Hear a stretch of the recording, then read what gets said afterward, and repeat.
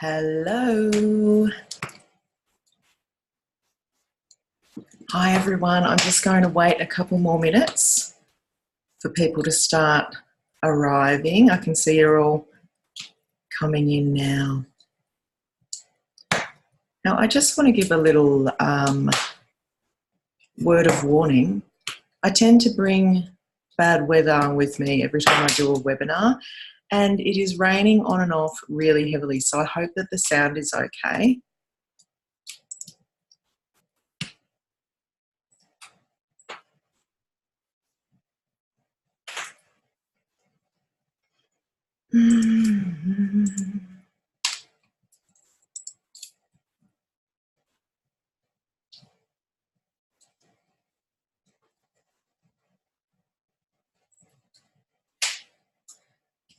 Let me see, just working out a few logistics.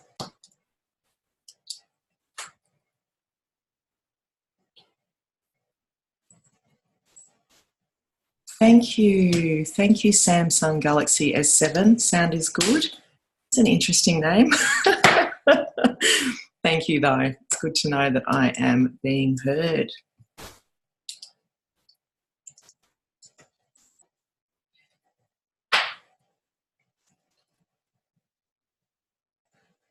Hi, Liz. Yes, you are muted. And I totally understand. That's why I'm not at home with my gorgeous 4 children.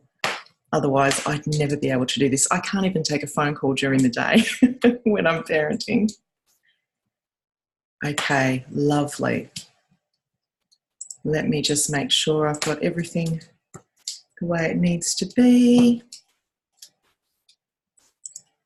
Chat.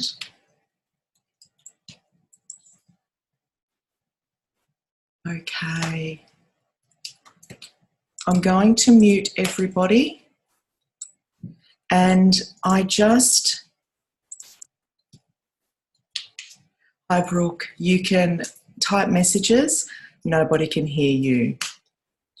So I just want to start by saying that when I do any kind of webinars or online training, I don't tend to engage with the text while I'm presenting because I have that kind of brain that's really easily distracted, and then I will completely forget what I'm talking about.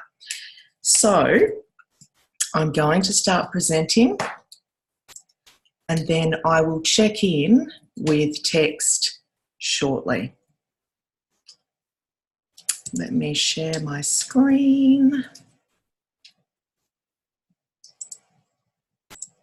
And thank you all for being here. I'll move my face.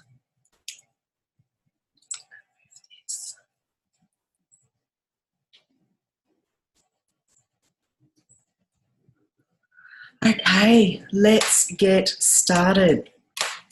Welcome to Managing Stress and Meltdowns in the Family Home when Raising Autistic Children.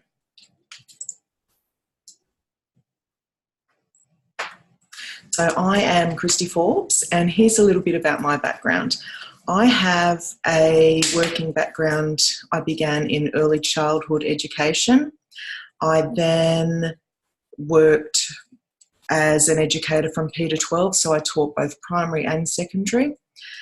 And then I went on to be an early childhood behavioural and family specialist, which meant that I was working with families with children who had social, emotional and or behavioural differences. And now I have my own business working as an autism and neurodiversity support specialist. I am the parent of 4 children on the autism spectrum, and I'm also autistic myself. I was diagnosed later in life at 33. And I've been assessed and diagnosed twice, and I tried really hard the second time and I was still diagnosed. So I'm definitely autistic. I am the founder of Intune Pathways. That is my business name. I am the creator of Intune Families, which is a 12-week online program for families raising children on the autism spectrum, and I will talk about that at the end of the webinar. I work closely with families. I used to work in centres, in schools and in home, but now I offer consultations online and online programs and training. So I always start by introducing, I guess, what's really important to me when it comes to autism. So I work toward and I advocate for positive autistic identity. So I use identity first language, and you will hear me saying I am autistic rather than I have autism or I'm a person with autism. Now, that's just what I prefer. I prefer identity first language, and to be honest, a large portion of the autistic community also prefer identity first language. That doesn't mean that everybody has to be the same. The reason that I prefer to say I am autistic is because autism is, for me, more than a diagnosis. It's much more than a medical diagnosis. It's my identity, it's my culture. I live my life aligned with, the way that I'm supported. So my lifestyle is probably quite different to people who are non-autistic because there are a certain amount of supports that I need to implement on a daily basis. So I don't say I have autism, or because I guess for me it sounds like I have this thing on the side that I can fix and treat and cure, which we know isn't true because autism is lifelong. It is a neurotype, and I don't say that I'm a person with femaleness. I say I am female. I don't say I'm a person with brunetteness. I say I am brunette.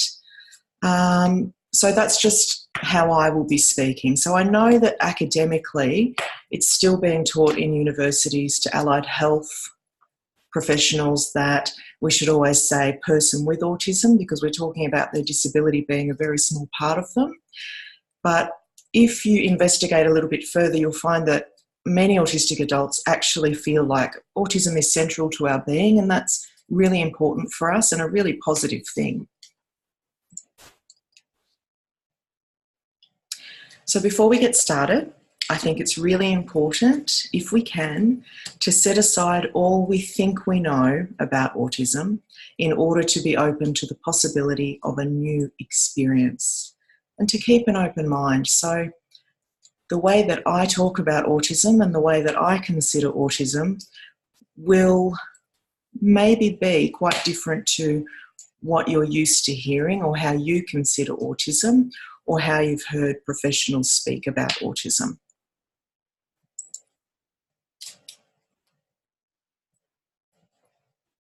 I have to keep moving. I don't know whether you guys can see that. I have to keep moving my face so I can see my screen. What to expect? So some of the topics that we will cover are the human model of autism, autistic expression, internalised challenges, the struggles, behaviour, stress and meltdowns, strategies, us, we, ourselves. And again, I will touch on the 12-week program, In Tune Families, and then we will have a live Q&A where I'll be taking some questions from you and doing my best to answer them. Okay, so more often than not, understandings and perceptions about autism, our initiation when our children are diagnosed, I suppose, is that if we haven't already had a personal connection with people on the spectrum, if we haven't been exposed to the autistic community or the autism community, then it's likely that our initiation into the world of autism will be through information that professionals will pass on to us. Now, that will be largely based on the medical model of autism or the pathology of autism.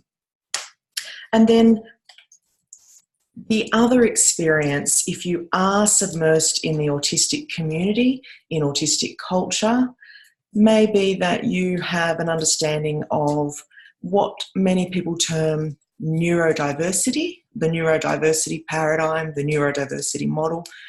I just like to say the human model of autism. So we are moving outside of autism being just a medical diagnosis and looking at the whole person. I keep looking over here because there's an open fire and I'm just making sure I'm not going to burn the house down. So the medical model is a pathological approach. So we're looking at the characteristics of autism, so the criteria to meet a diagnosis. The medical model is more often than not focused on deficits. It tells us that autism is a disorder, that we can work toward changing behaviours and things to do with autism. It tends to have therapies that are focused on, fixing, changing and finding solutions for challenges that are focused on the behaviour of the autistic child. The medical model informs and is informed by research, and it informs and is informed by allied health. So when I say allied health, I mean speech pathology, psychology, occupational therapy, all of the professions that would make up a multidisciplinary team that may be on board as a team of therapists for a child on the spectrum. The medical model is largely based in, or the pathological model is largely based in behaviourism. Behaviourism is an earlier model of psychology, and it focuses on the belief that we are mostly driven by behaviour as human beings. And when behaviourism was being studied and theorised about in earlier psychology, there wasn't a lot of belief and understanding that we had a lot of introspection or insight or cognitive reasoning going on. We just responded to our environment, and that was pretty much it. The therapies and interventions, again, following the medical model, tend to have a behavioural focus. So they're often based on behaviour modification. Now, I'm not saying that every therapy is, because that would be an absolutely inaccurate thing to say, because they're not. But for a long time, and even at the moment, when we go looking for what we term as evidence-based therapies, we're going to find that the behavioural focused therapies are still being called the evidence-based therapies. So goals are set and measured against peer development, typical development. So when we're setting goals for autistic children, when we're using behaviour modification therapies, we're setting goals for them based on whether they're on par or where they're at in their development in comparison to their non-autistic peers.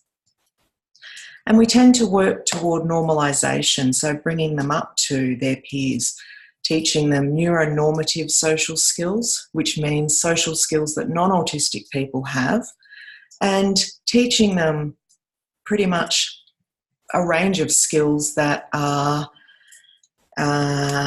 used by non-autistic people.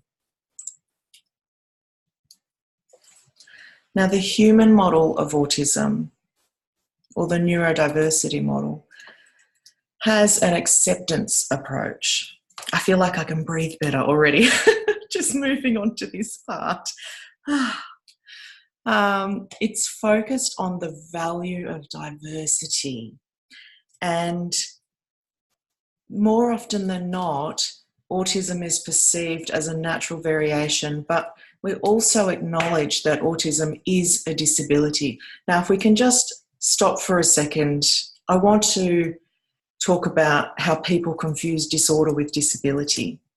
Now, autism is absolutely a disability because it stops people with the diagnosis from participating in life with ease in every area. So many of their abilities are hindered.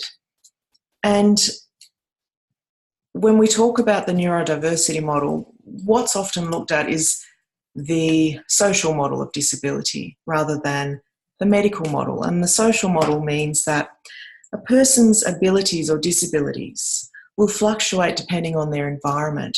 So if we think about a child on the autism spectrum being at home in their room on their iPad, in that moment, they're completely comfortable, they're really happy, they're not likely to be melting down, they're in a sensory quiet environment, they're in their happy space. Now, if we take that child and take them into a shopping centre where there's, all kinds of sensory bombardment, then their challenges are going to be more obvious and they're going to feel them harder. So we're looking at what happens when we change the environments and how much society really could be contributing to creating a world that is diversity friendly. The human model is focused on strengths, capacity, and connection. And I'm really, really happy to say that this model is beginning to inform research. So we are seeing more and more autistic participation in research about autistic people. For the longest time, we've had non-autistic people researching autistic behaviour and comparing it to non-autistic behaviour. And so what that can mean is that we have a lot of information about why autistic people do the things they do, and some of that information is actually really inaccurate. So it's great now that autistic people are participating in research and being able to give a voice to why we do the things we do. And there are more and more actual autistic researchers, which is fabulous. The neurodiversity approach, or the human model, is beginning to inform allied health. There are more and more professionals and therapists adopting an acceptance-based approach with their clientele, which is just really wonderful. And under the human model, we're looking at an autistic person holistically. So we're looking at them as an individual, a unique human being. So we're not just saying, okay, they're autistic, so that means that they'll be sensitive to this and sensitive to that, and we should implement this therapy and try this. We're really just starting from scratch and tuning into the human being and working on their needs based on what we can identify in that person. So therapies and interventions are acceptance-based, they're supportive. So rather than being compliance-based, they look at how we can support the autistic person. So that might mean looking after their sensory needs, working with an occupational therapist to figure out what those needs are. It might mean working with a speech therapist to learn to use a communication device if we are non-speaking or needing support with communication. It could mean a whole range of things, but it's supportive. So we're not asking the person to fit into a neuronormative or a non-autistic way of living. The acceptance approach, the human model, encourages organic autistic behaviour. So things like stimming. Stimming is very important for autistic people. Now, stimming is short for self-stimulatory behaviour. So that might be rocking, it might be hand flapping, it could be finger flicking, it might be verbal repetition like could be singing the same song over and over. Any kind of repetitive behaviour that we engage with our bodies. Sometimes we can have visual stims. We like staring at the sun or something glittery. Everybody is different, but basically stimming helps us to regulate. And it's not just something that we engage in when we are distressed. It's how we express our joy. It's how we work with our anxiety. Basically, autistic people have huge emotional responses to our environments. And when we're children, little capacity to cope with them. So stimming is very, very important.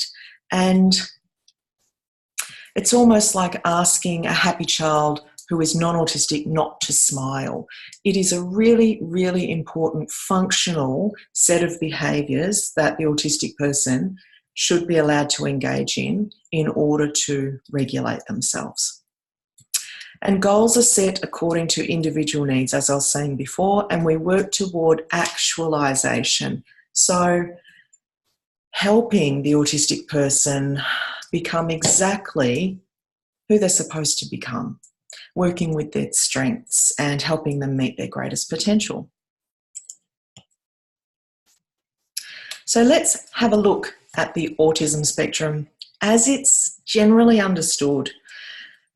And there's so much more information out there about what a spectrum is, but this still tends to be what's mostly perceived as a spectrum, a linear representation of the autism spectrum with, now I'm going to apologise because it was really difficult for me to use a lot of the language that I'm using here, but this is what I hear all the time. And a lot of people won't realise that some of this language can be quite triggering for autistic people. Low functioning or severe autism at one end and high functioning up the other. I'm not sure what goes in the middle. That's a question that I have that nobody can answer. So we do a lot of talking about someone being low functioning or severe, which typically translates to non-verbal, which I prefer to say non-speaking, intellectual disability, non-coherent, unaware, significant care needs. And then up the other end, we have high-functioning autism, somebody who appears capable, independent, a little bit autistic, or mildly autistic. And this is what the spectrum actually is. So I like to call this autistic expression. So who we are as a human being, as an autistic being. And this will look different for every single person. So rather than saying, oh, you know, somebody's low functioning or high functioning, I don't tend to hear anything else, as I said before, but we're talking about the way a person's autism is expressed. Now, if we look at this circle created by the amazing Rebecca Burgess, and I've included a link down there, with your replay link, you will receive a PDF of the slides, and you can actually click on the links that I have in here to have a look at some of the research and documents that I've referenced. So on this spectrum, you'll see a beautiful array of colours. It's a circle.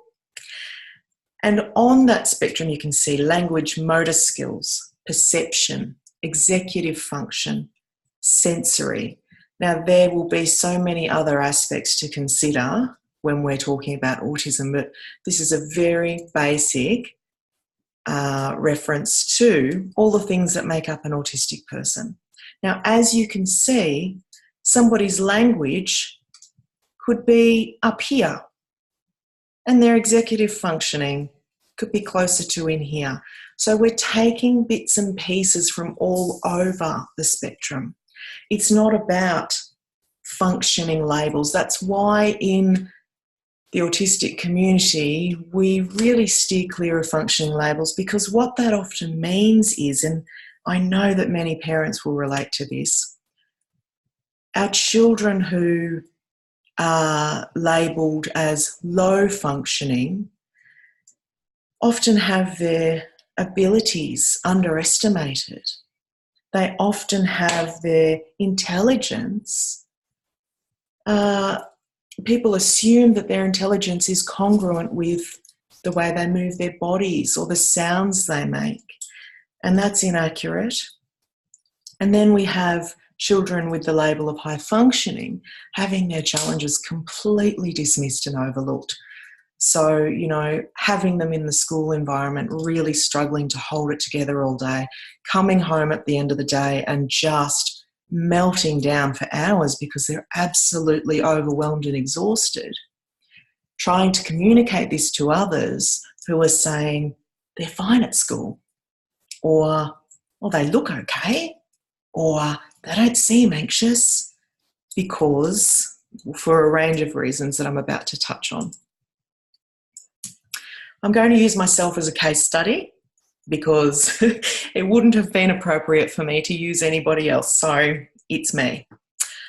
I would be labelled as high functioning. I articulate well. I'm hyperverbal, which means that I don't have a problem with talking. I talk non-stop. I haven't always been that way though, but I am now. I appear to be self-aware.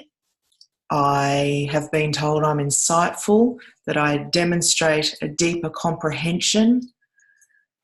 I have a great sense of humour. Just threw that one in there myself, if you don't hardly mind. I am a parent of 4 children, and they're autistic children. Now, most of the general public would go, oh, you know, I hear things said all the time like, oh, people who parent autistic children are saints. Thanks for that. But yeah, I drive a car. I live independently. I have more than 1 university degree. I have an extensive professional background. I run my own business. I'm a musician and I'm academically gifted. This is really difficult to read out because it just sounds like, you know, singing my praises, but there's a reason I'm saying these things. So what you see, what I present, how I speak, the things that you see that I can do are 100% not a reliable representation of how I'm impacted by my autistic brain. Here's a picture of me in burnout. I don't know when that was. It's very beautiful, but it looks like I'm in burnout. I've got the panda eyes, my hair's not done, and one of my children more than likely took that. They like to snap pictures right up in my face in my finest moments. I suffer from gross anxiety. I require medical intervention for my anxiety because it can get so bad that I am unable to leave my house. It can get so bad that my hands shake for days on end and I have heart palpitations and I feel like I can't breathe. I require significant support. I have a cleaner to help me keep my house clean. I have an assistant to help me run my business. And not like, you know, lots of people have an assistant when they run a business. My assistant has to take care of a lot of executive functioning things that I really struggle with. I have academic accommodations at university, so I have a lot of flexibility around deadlines. I have extra processing time, and I have a lot of one-on-one direct support because I get lost in information. I struggle to retain information, and I find it difficult to focus for long periods of time. I have poor fine motor skills. I have to ask my husband to open packages, even boxes of cereal sometimes. It takes me a really long time to undo and do up shoelaces. Those are just a couple of examples. On my reports, my diagnostic reports, it says that I have extremely weak executive functioning. I'm really great at planning and organising. I'm just not good with following through with plans and organisation. I have a history of eating disorders, which is reflected in current research that it's more and more, you know, associated with autism spectrum, with the autism spectrum. I have a history of self-harm. When my supports are lacking, I have meltdowns. I am prone to burnout.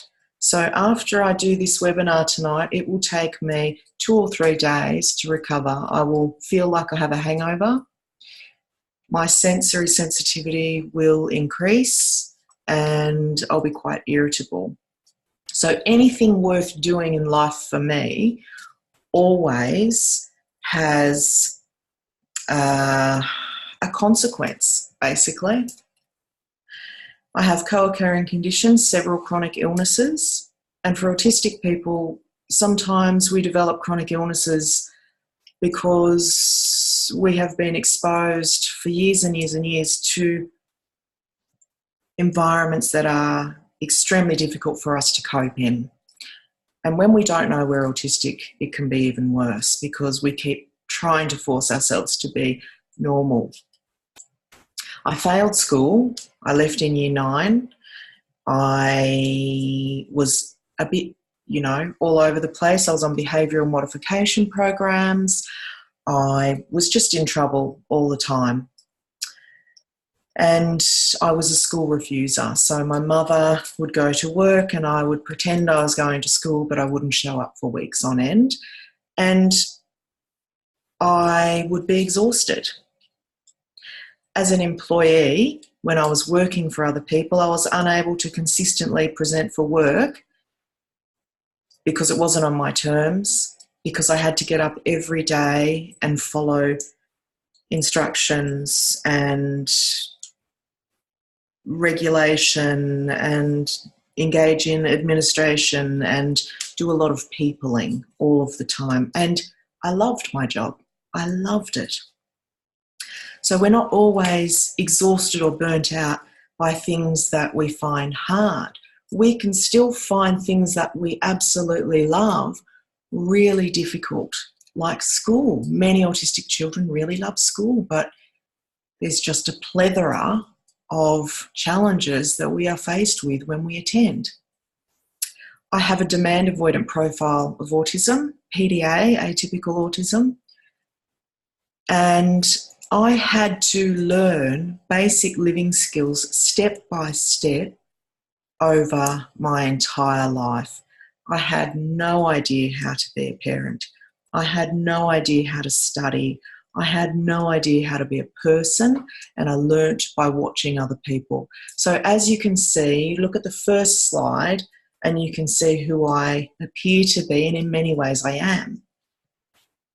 But that presentation causes people to think, well, she's okay, she's not really autistic. But we don't see what's going on behind closed doors.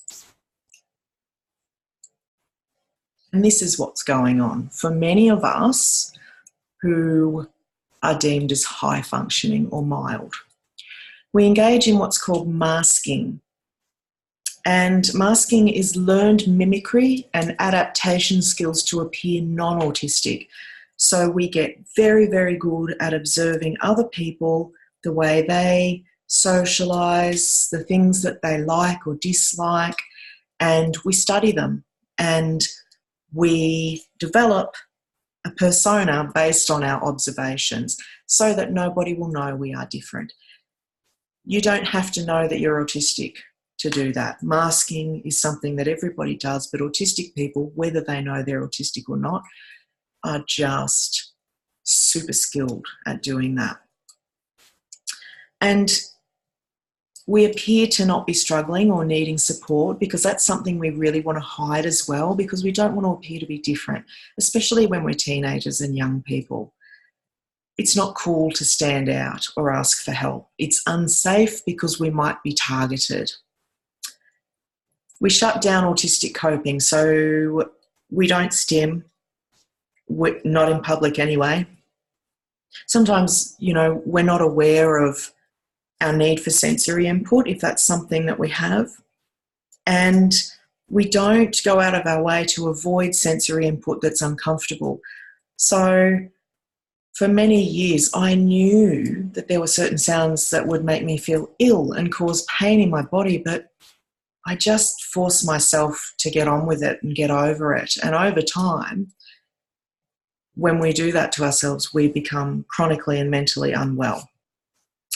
And would never give myself a break. So I just push until I burnt out. And a lot of autistic people do this, particularly children. We internalise our struggles. And there are many reasons for this, because sometimes when we do communicate what's going on, we're not believed because of the way that we present. Sometimes, again, it's not safe because we might attract bullies. Sometimes we don't want to demonstrate what we are capable of either, because it might lead to people having unrealistic expectations of us that create anxiety. And an example of that is my eldest daughter was in a gifted learning class at high school, and she wouldn't mind me saying this because she's spoken publicly about this herself. She was academically gifted, is academically gifted. It's her 21st birthday today, and she's travelling the world. Sorry, just had to throw that in. And because her educators recognised that she was gifted, they continuously put pressure on her to do better and better and better. And the pressure caused more and more anxiety over the long term, and then she couldn't attend school anymore because it was just too much for her. We're afraid of judgment, and sometimes we have a history of dismissal. You're okay, you're overthinking it. Geez, you're really looking into that too much. Why are you so sensitive? Comments like that can stop us from communicating and really shut us down. So these are just some of the implications of relying on the presentation and behaviour of people as an indicator of their support needs. Autism is lifelong, but it's not a disease, and there is no prognosis. Autism is a way of being, it is a neurotype, and there are many people who are undiagnosed and misdiagnosed. We are still learning about what autism is. I hear from families all the time that when their children are diagnosed, sometimes as early as 2, they have professionals tell them, your child will never ride a bike, your child will never speak. And it's so unfair to do that, because we wouldn't do it with non-autistic children. We wouldn't decide what they will and won't be or do later on in life based on how they're presenting now, or based on just a word that's been attached to their neurotype. You know, my 8-year-old daughter, we were told that she would never speak, and she's 8 and she's just started talking now, and the words are coming and coming and coming, and she's 8. And, you know, a lot of people say, well, if they're not speaking by the age of 4 or 5, they're probably not going to speak. We need to move away from those inaccuracies. We are always going to be autistic. So if our behaviour changes, we're still autistic. If there's an increase and progression in our independence skills, that's great, but we're still autistic. Are we able to socialise better than what people expect of us? Maybe, and we're still autistic. We are all completely different, and we all grow and develop at our own rate. And we do that when we're comfortable and feeling safe. How we present, how we behave, how we sound, our academic achievements, our social networks are never a reliable compass for the navigation of our support needs and or challenges. How do we know this? This is a bit depressing. I'm going to give you a heads up, but it's important information. We know this. We know that people on the spectrum are struggling and not getting the support they need. Things are getting better now, but for generations gone by, the last 20 years has demonstrated to us that the life expectancy of an autistic person is 39 years old.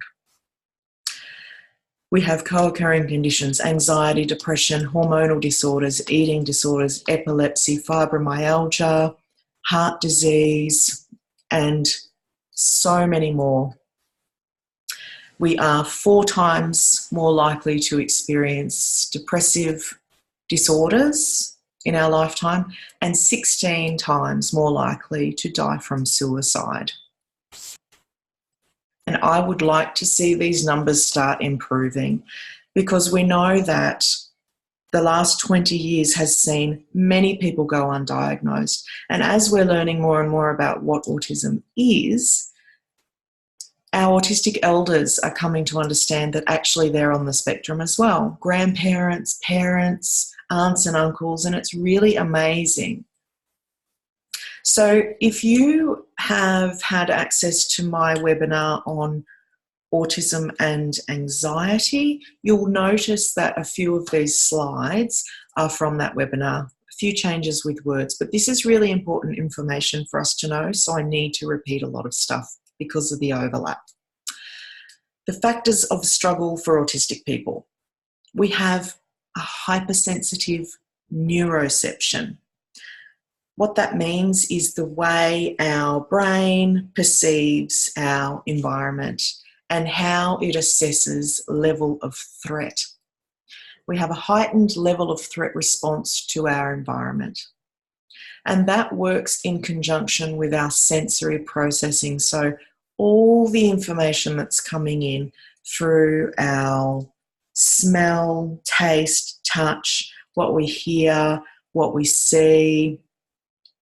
And look, we don't talk about this enough, and I'm going to talk about it because it's really profoundly important.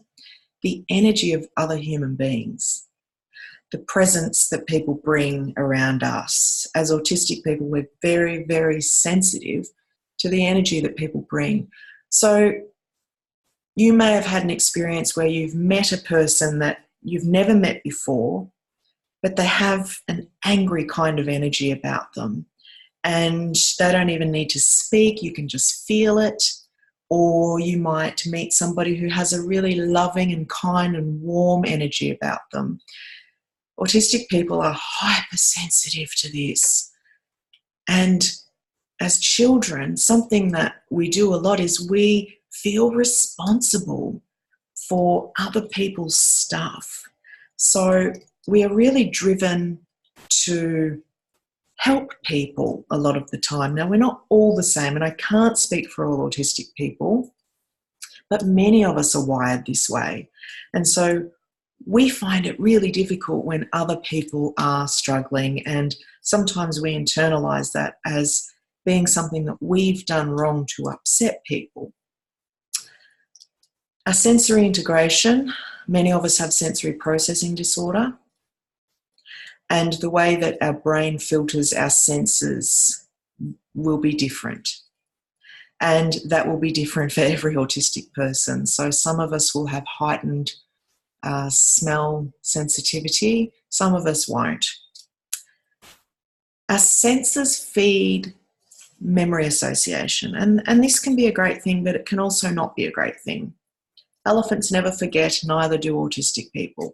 So I have an embarrassingly poor short-term memory, but a superior long-term memory.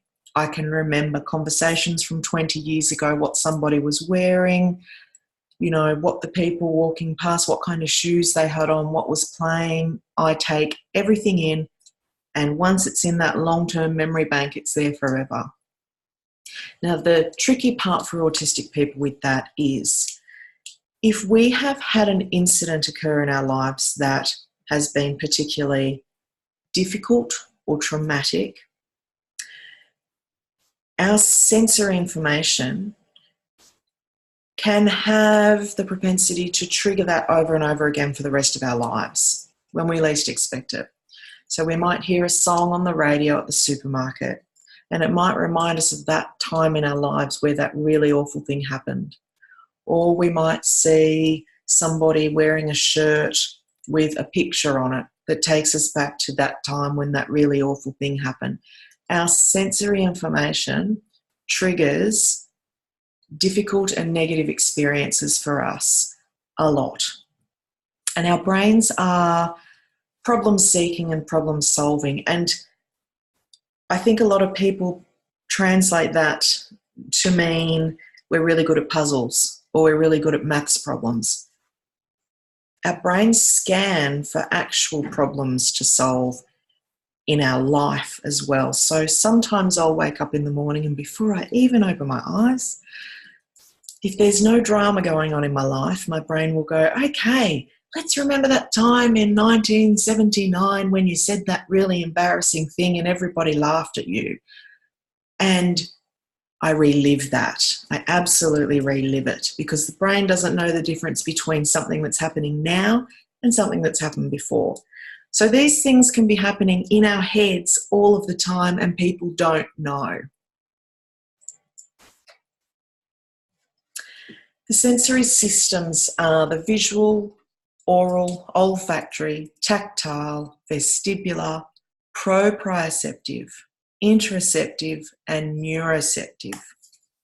I'm not going to go into those too much, but the way that we process them can result in, this hurts my eyes, makes me feel dizzy, I can't focus. This sound is painful, drives atmospheric pressure change and hurts my body. That's my experience. This smells or tastes off, strong or like chemicals. This hurts, feels unsafe or uncomfortable. I feel nauseous, dizzy. I keep walking into walls. I need to move. Don't make me keep still. I struggle to know when I need the bathroom. I am hypersensitive and my brain receives much more of my environment, people, places and things, as a threat than the average person, which escalates our anxiety as autistic people. We're constantly on alert. And so when we are feeling anxious and we're constantly on alert, if something happens, our brain communicates to our body, fight, flight, freeze or fawn. And this is for everybody, not just autistic people.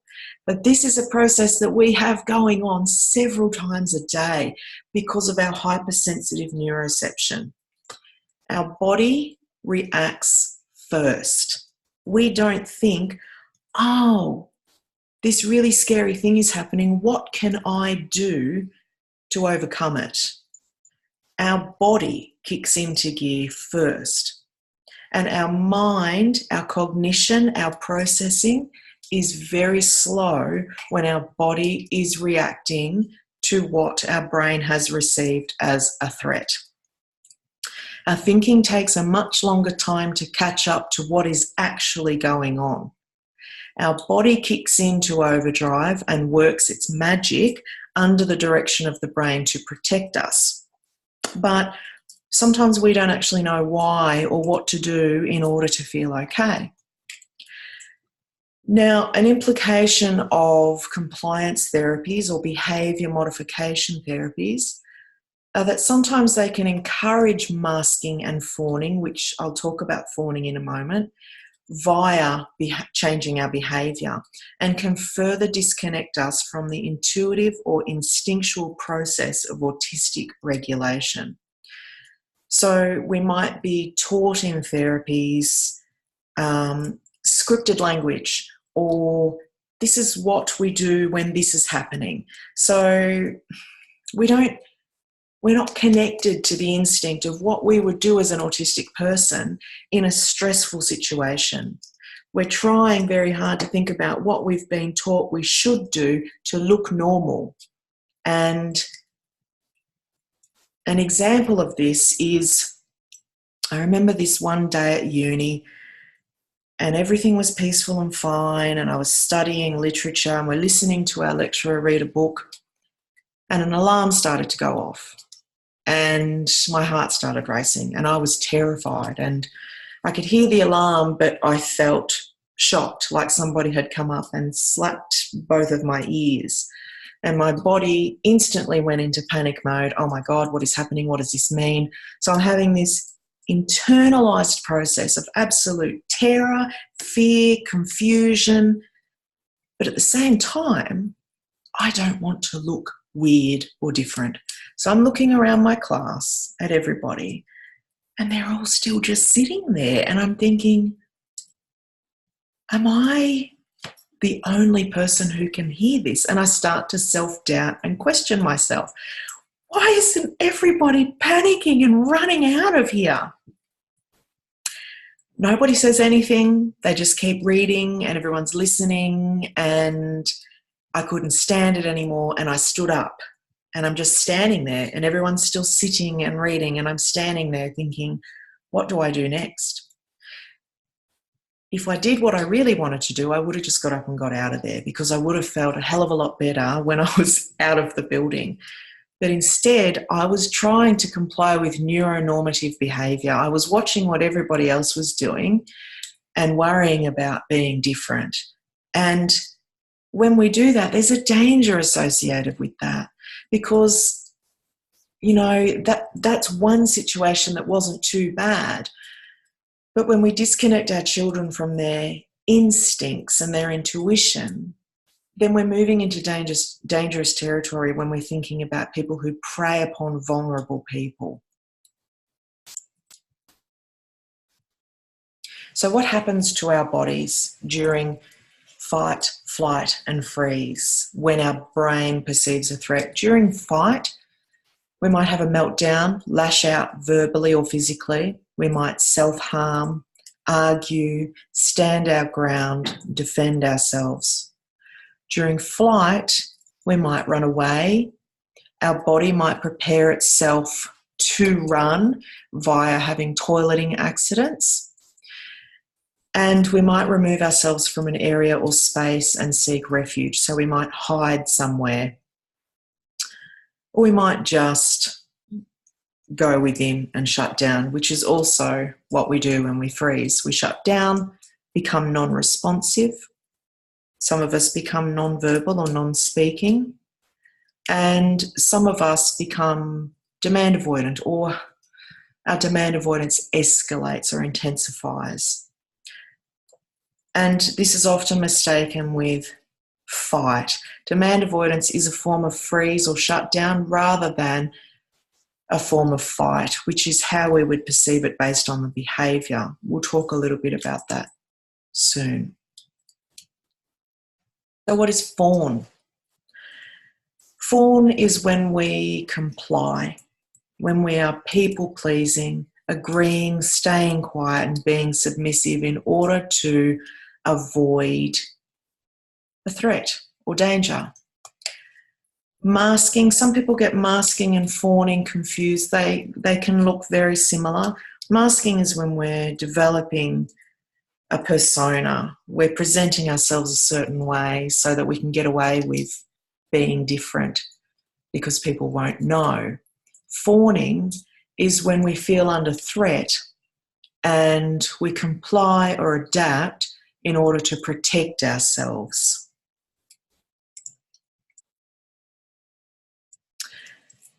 As autistic people, particularly during childhood, we spend a large portion of our daily lives in survival mode in environments that are stressful, and we find it difficult to think, feel, or do. Now, I know that this might sound all a little bit depressing, but it can be our reality, and I think it's really important for people to have a really good understanding of the fact that we are autistic. We're autistic. We received a diagnosis because we had these challenges. We fit a criteria.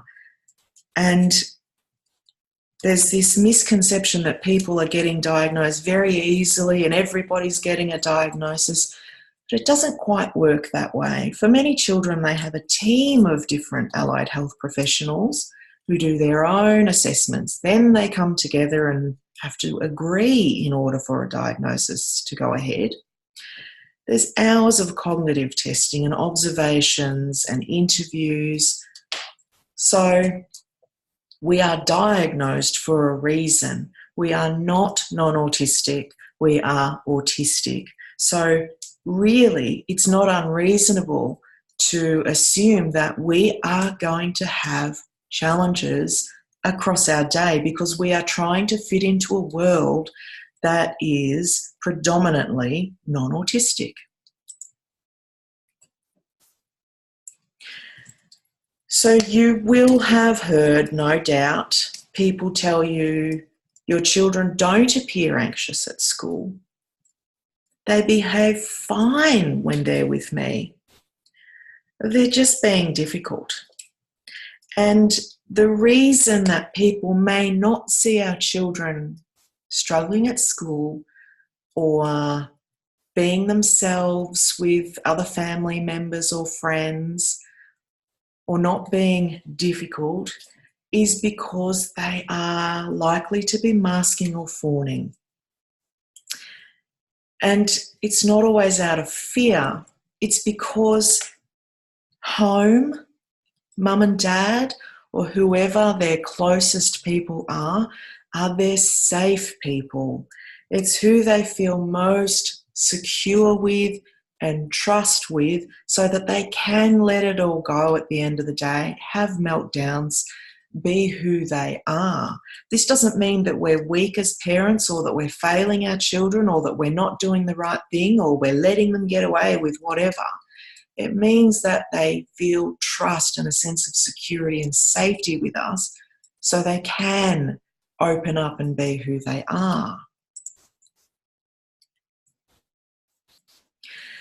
Now, when we're talking about anxiety, it's important to know that demand avoidance anxiety is not the same as general anxiety. Now, there will be a number of people on this webinar who may not have heard of demand avoidance before. I'm not going to talk a lot about it because it's a whole other webinar. Demand avoidance, or pathological demand avoidance, PDA, is a subtype of autism, or a behavioural profile of autism.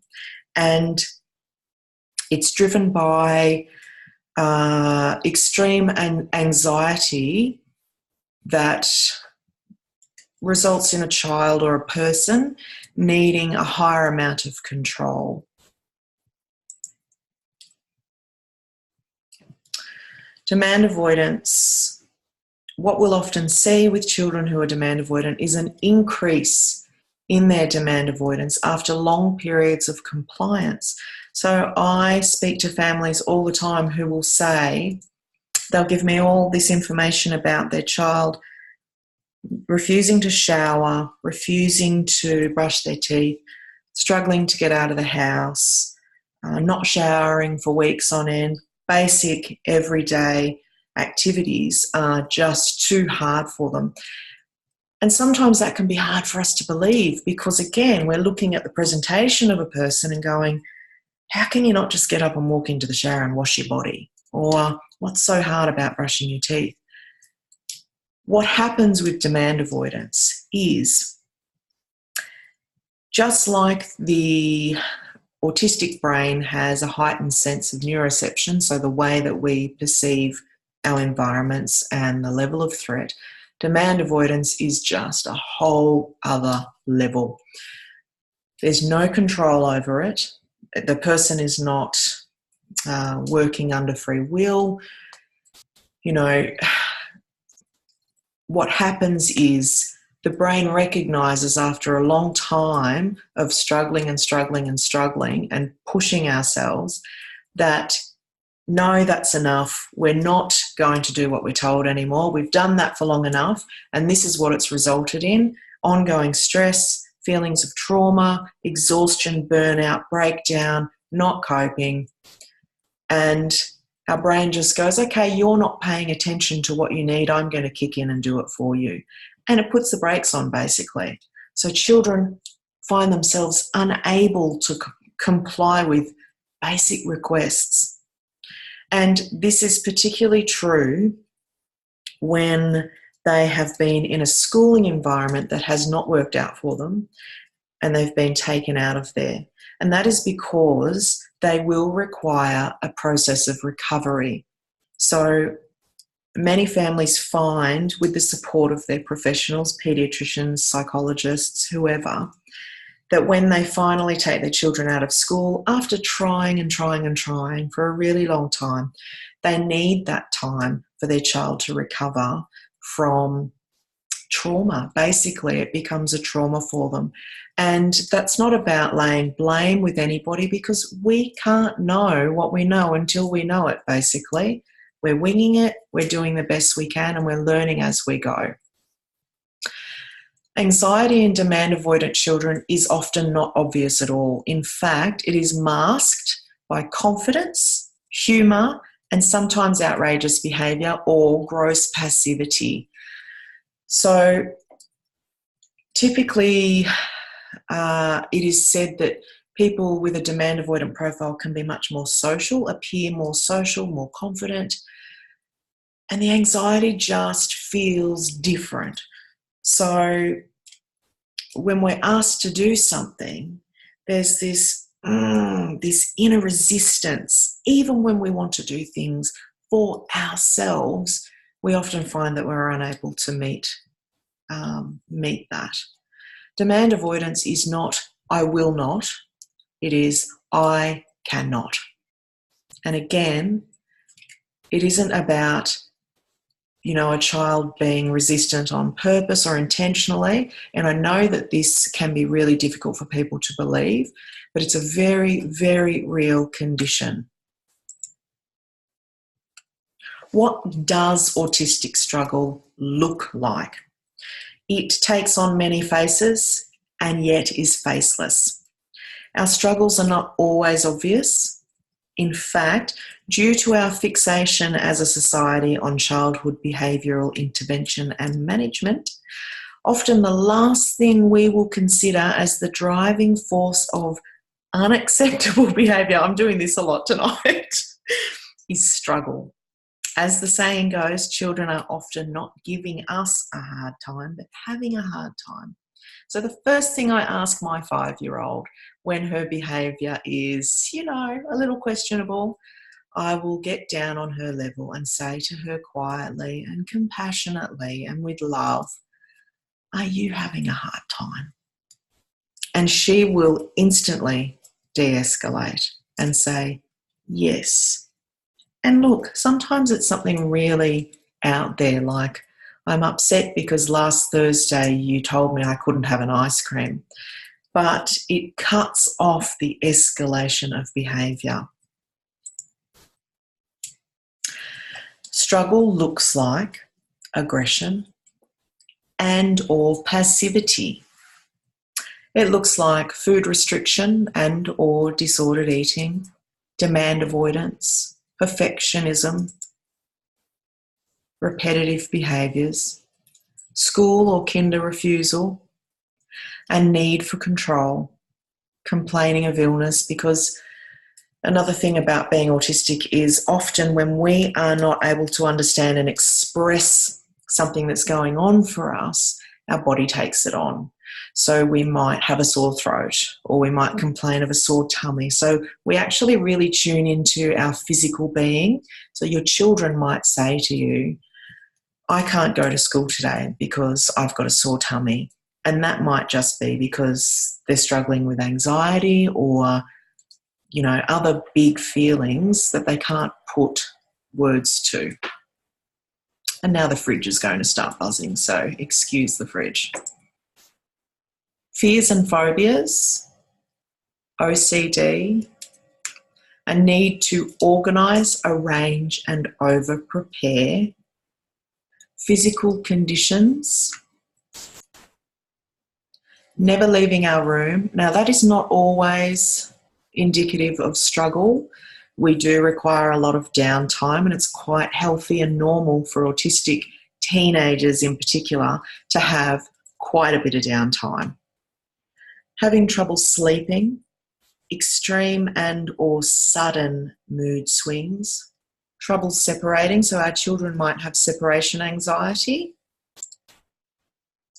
selective mutism and or hyperverbalization. So selective mutism is when children are able to speak only in certain environments. Hyperverbalization is this, never shutting up. Self-harm. Now, the thing about self-harm is it's a difficult one. For autistic people, for many of us who are self-harmers, we are so attuned to our physical being that when we feel something really, really strong, like emotionally, again, our body takes it on. So we'll feel tension in our body, or we'll feel rage in our body. Our body holds so much of our emotional range that sometimes it is an organic instinct to hit ourselves, or to pull our hair, or to bite ourselves. And this is a form of regulation. It's scary for parents to see. It's not nice for anybody, but it takes time to guide those behaviours into healthier ways of regulating. And this is why it's so important to, not stop autistic children from stimming. So if they have behaviours that make us feel uncomfortable because they might not look normal, that's something that we just have to practice sitting with the discomfort of, because it's actually quite healthy for our child. Frequent meltdowns. Stimming. What creates stress for autistic people? Life.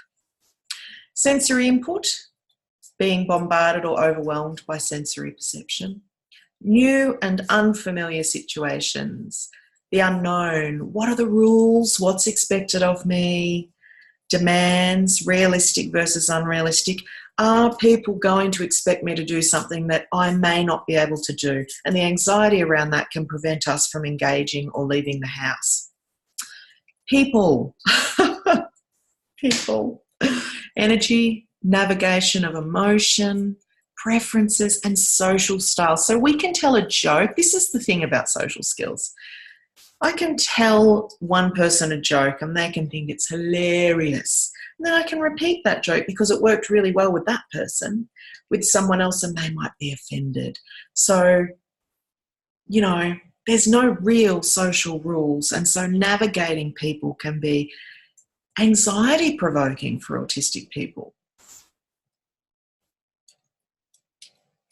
When our control is compromised.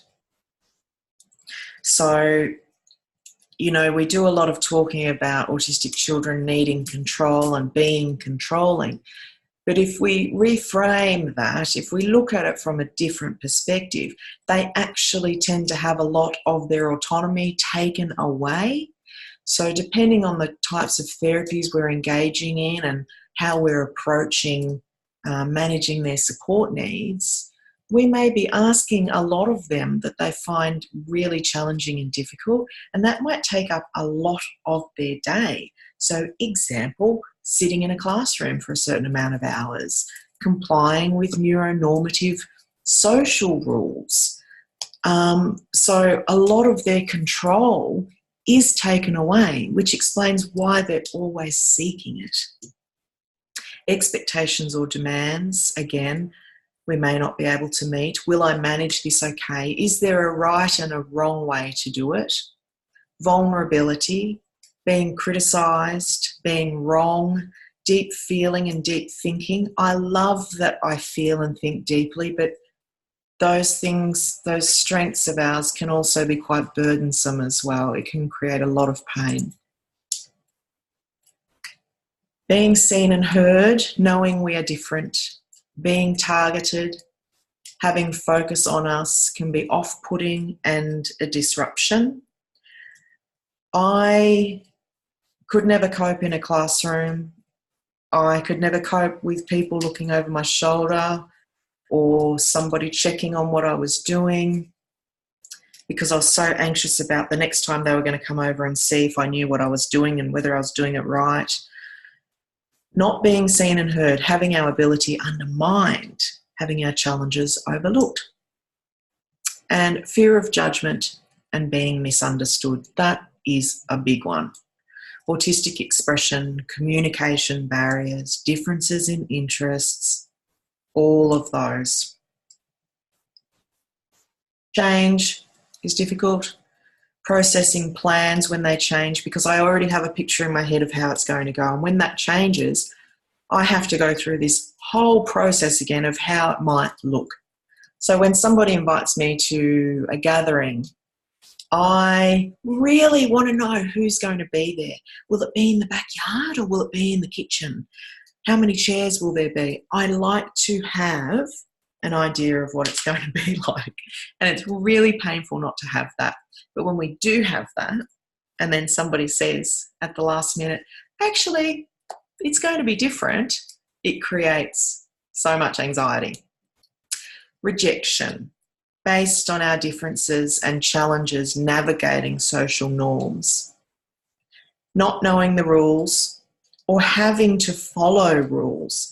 So for demand avoidant children, having to follow rules creates so much terror, and because as PDAs or demand avoidant profiles, we're quite non-conformist, and so it's really difficult to squish ourselves into these little boxes where we have to do as we're told all of the time.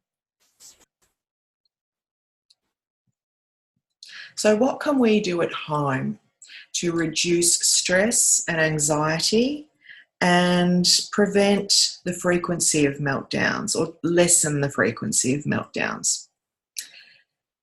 Providing downtime. Downtime is so important. You know, I hear a lot of parents really worrying a lot about their child not having a social network or a peer support network. But then they'll say, on the other hand, well, you know, he interacts with people on the Xbox or the PS2. You know, I think sometimes that's okay. Sometimes it's okay for that to be enough, because sometimes we need, as autistic people, to be allowed to sit back and learn how to connect with others. And the safety of being able to do that behind a screen can be really beneficial for us, because we are learning social skills. It's so less threatening than being told and being forced to go out and interact with people in real time, because we can't escape when we need to. And it's difficult for people who are non-autistic to understand that we really need that out. We really need the freedom to be able to say, okay, I've had enough now. Because if we feel like we're going to be put into an environment where we don't have a choice about how long we're there, we don't know how it's going to go, that creates an anxiety that prevents us from doing it in the first place. Downtime is so, so important. Lots of time on our own to recover. Engagement in our interests. So whatever that is, you know, if our children like to talk about the mating rituals of black seals in Alaska, I just made all of that up because I was trying to think of something really out there and ridiculous, then it's important for us to just let them tell us, you know, and asking questions about it. Sometimes I get really good at asking my children questions and having like an out-of-body experience. Sometimes I'm amazed at my ability to just give these automated responses that seem like I'm really engaged. That's terrible, isn't it? I am really engaged with my children, but you know when you hit like 5 o'clock in the afternoon and we have to do a little bit of pretending, it's important for our children to be able to have us appreciate their interests as well, because it makes them feel really good. Rest, very important. Children who are demand avoidant, there's more research coming out that shows that they can have quite different sleep cycles, go to sleep much later. And that's really important to look into. Rest is something that families can drive themselves mad with as well, though. And look, I would say that we do a lot of panicking around our children not getting enough sleep. If it's impacting their daily lives and they're not able to function, then it's a problem. If it's not, and they're surviving on 4 hours sleep a night, because some children do. I've never been a great sleeper. I've never known anything different, and I feel pretty standard during the day. If it's not impacting our daily lives, then it may not be worth obsessing about. Processing time. So when I say this, I mean when our children get home from school, or if they're teens and they're getting home from work, or, adults getting home from work, we really need a free afternoon. That doesn't mean we don't have chores or responsibilities. Doesn't mean that we don't talk to our children about their day. But being autistic and being at school all day means we've been bombarded. Homework sucks. I'm sorry, I'm just going to say it right now. I never could cope with homework as a child because my brain was wiped out and I was absolutely exhausted by the time I got home at the end of the day. Some children are going home and helping in many ways that we don't know about. They might have responsibilities that we don't even know about, and then having an expectation for them to continue with academic work at the end of the day can be really harmful to autistic children, to all children really, depending on their circumstances. But the end of the day for me was time to lay on my bed, because we don't have a choice in the way our brain processes things, right? So for hours after a day at school, I would go over conversations I had with peers. Was I okay? Did I say the wrong thing? How was I received? And then we'll go over our schoolwork. Oh, how did I do with that? Oh my God, I'm really struggling with this, but I can't ask for help. We are processing what we internalise, we're regulating, we are getting our downtime, and we're resting. If we don't get that break, then the chance of us being pushed over into meltdown is going to be higher. It's really important for us to have processing time. Moving away from the idea that there is one set of strategies that fit all autistic children and are beneficial to all autistic people, because that's not true. Some children thrive on systems, visual schedules, routines, and some children feel stifled. Some autistic children feel stifled by them and will be completely resistant to them. It's about what works for our families individually, and it's okay to trial and for things not to work out. It's a system, it's a process of trial and error, basically, like any family with any children. Sensory quiet. Now, this is a tricky one. It's important for us to have sensory quiet. That means that sometimes our brains are very sensitive to chaos, which means mess, which means clutter. Now, my house is not perfect by any means. We have clutter. You should see my laundry. OMG. Not just the laundry. I like to, I saw this meme once before and I was like, I know this is meant to be funny, but this is very real for me. Try throwing a pop of colour in your bedroom. And it was like a pile of washing on the bed. That's totally my house. It's really important for our brains to be aligned with our space. So if my house is really unorganised and cluttered and messy, that's how I feel in here and in here.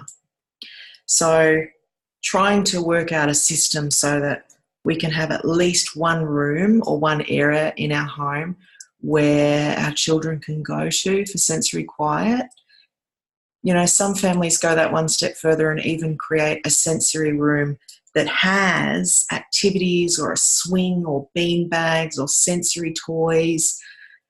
It's just a space where we can have zen, basically.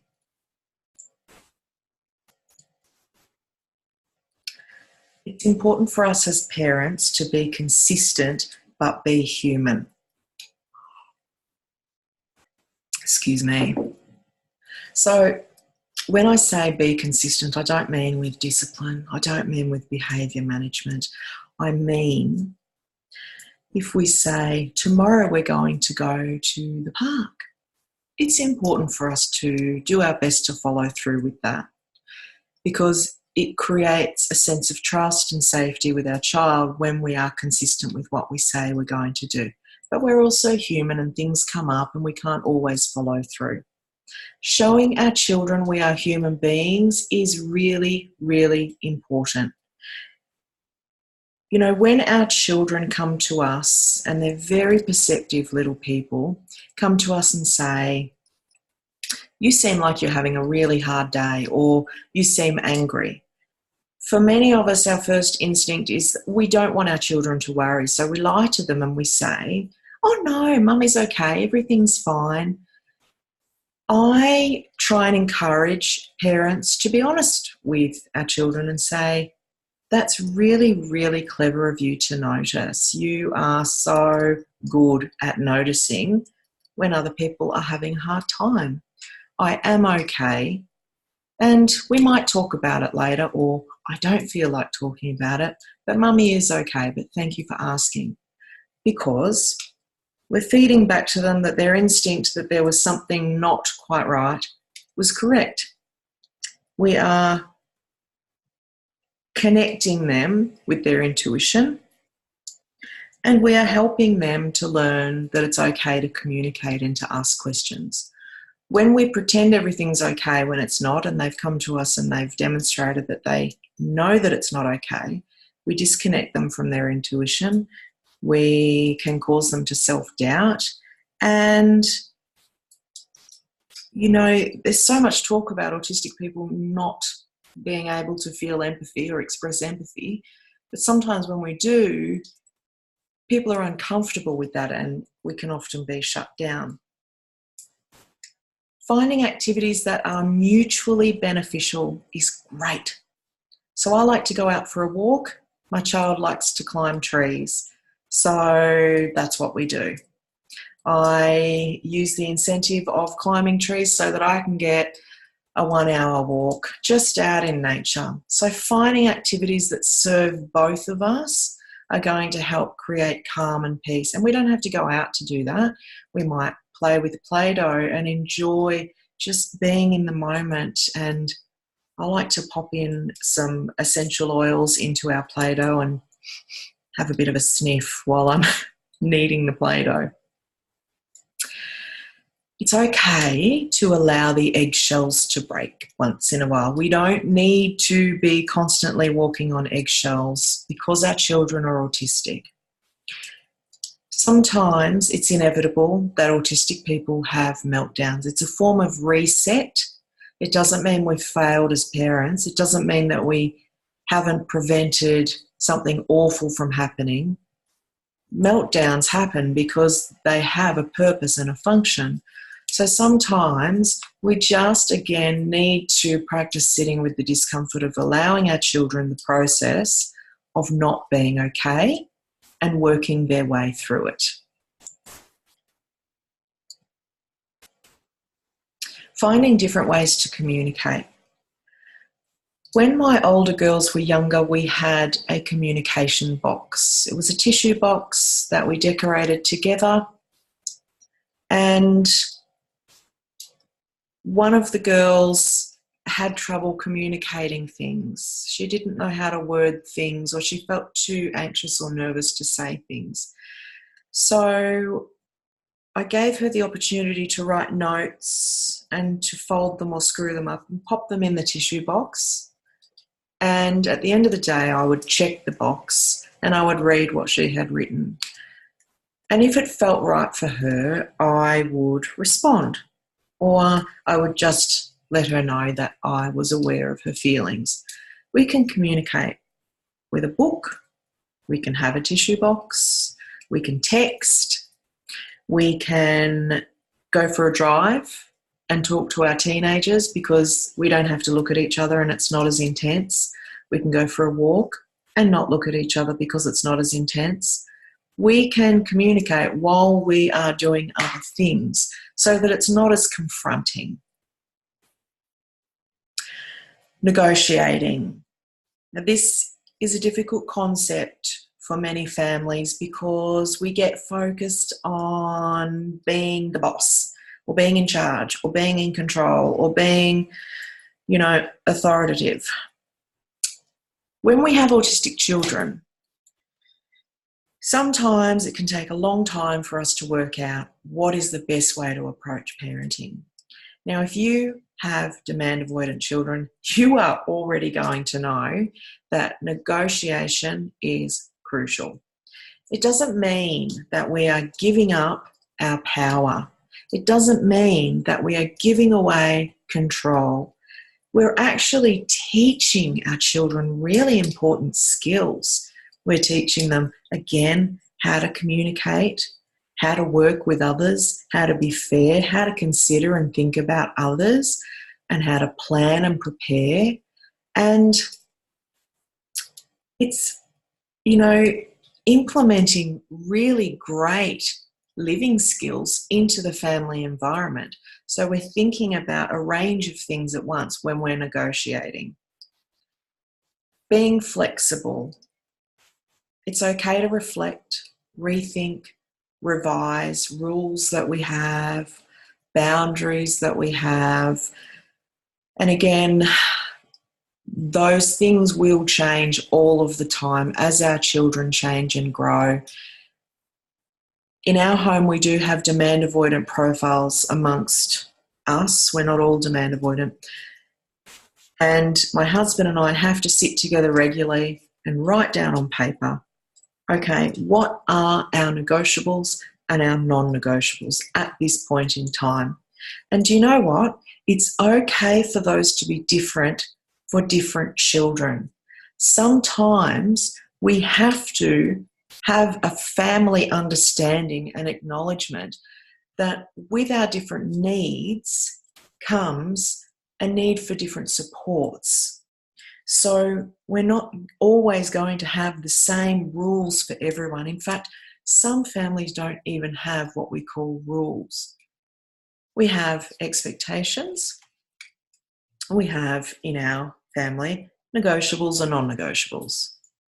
So there are certain things that are unacceptable and will have a consequence, a natural consequence, and some things that we can be more flexible with. And we write them down and we discuss them so that their father and I are on the same page.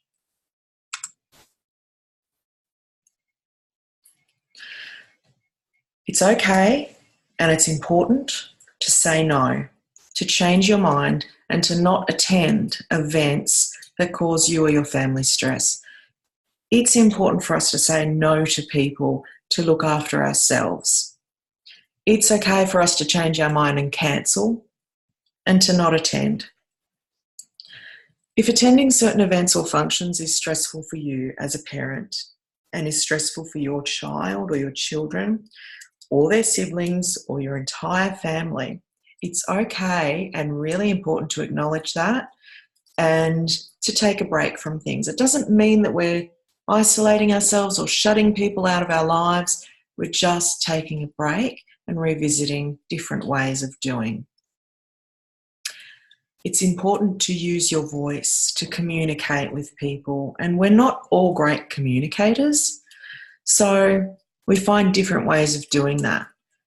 With therapists, it's okay to say, actually, I'm not really comfortable with this approach, or in our family, this is how we prefer to deal with this behaviour. It's okay to communicate to your therapists, your friends, your family, what you prefer and how you practice as a parent.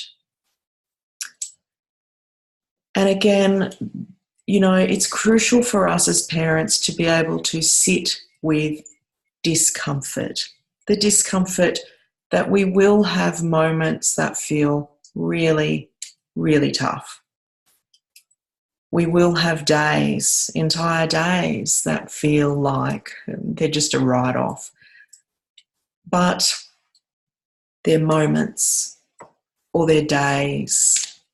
And it's important not to allow that experience to shift into this catastrophic, universal, whole life narrative. And I see this happen all the time. People have a series of bad weeks or bad months, and this can be a reality for us as families raising autistic children. We can have ongoing challenges that just feel so hard, but everything passes. Everything does pass with time, and sometimes all we can do is sit with the discomfort.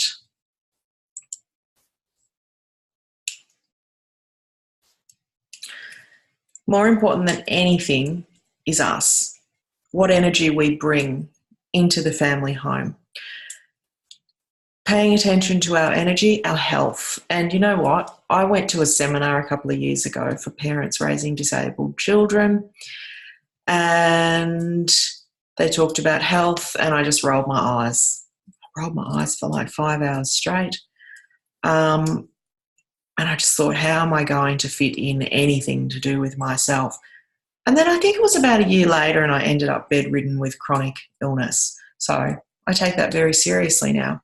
When we are tired all the time, when we're not getting enough vitamin D, when we're not getting enough downtime for ourselves, when we're not having our needs met, and it's probably likely that most of us wouldn't even have a clue what our needs are, we are then transferring that energy, those emotions, that stuff onto our entire family. And it's not just mums, it's everybody. Every single member of the family is responsible for what we bring to our family home. Paying attention to our sensory integration. Do you struggle?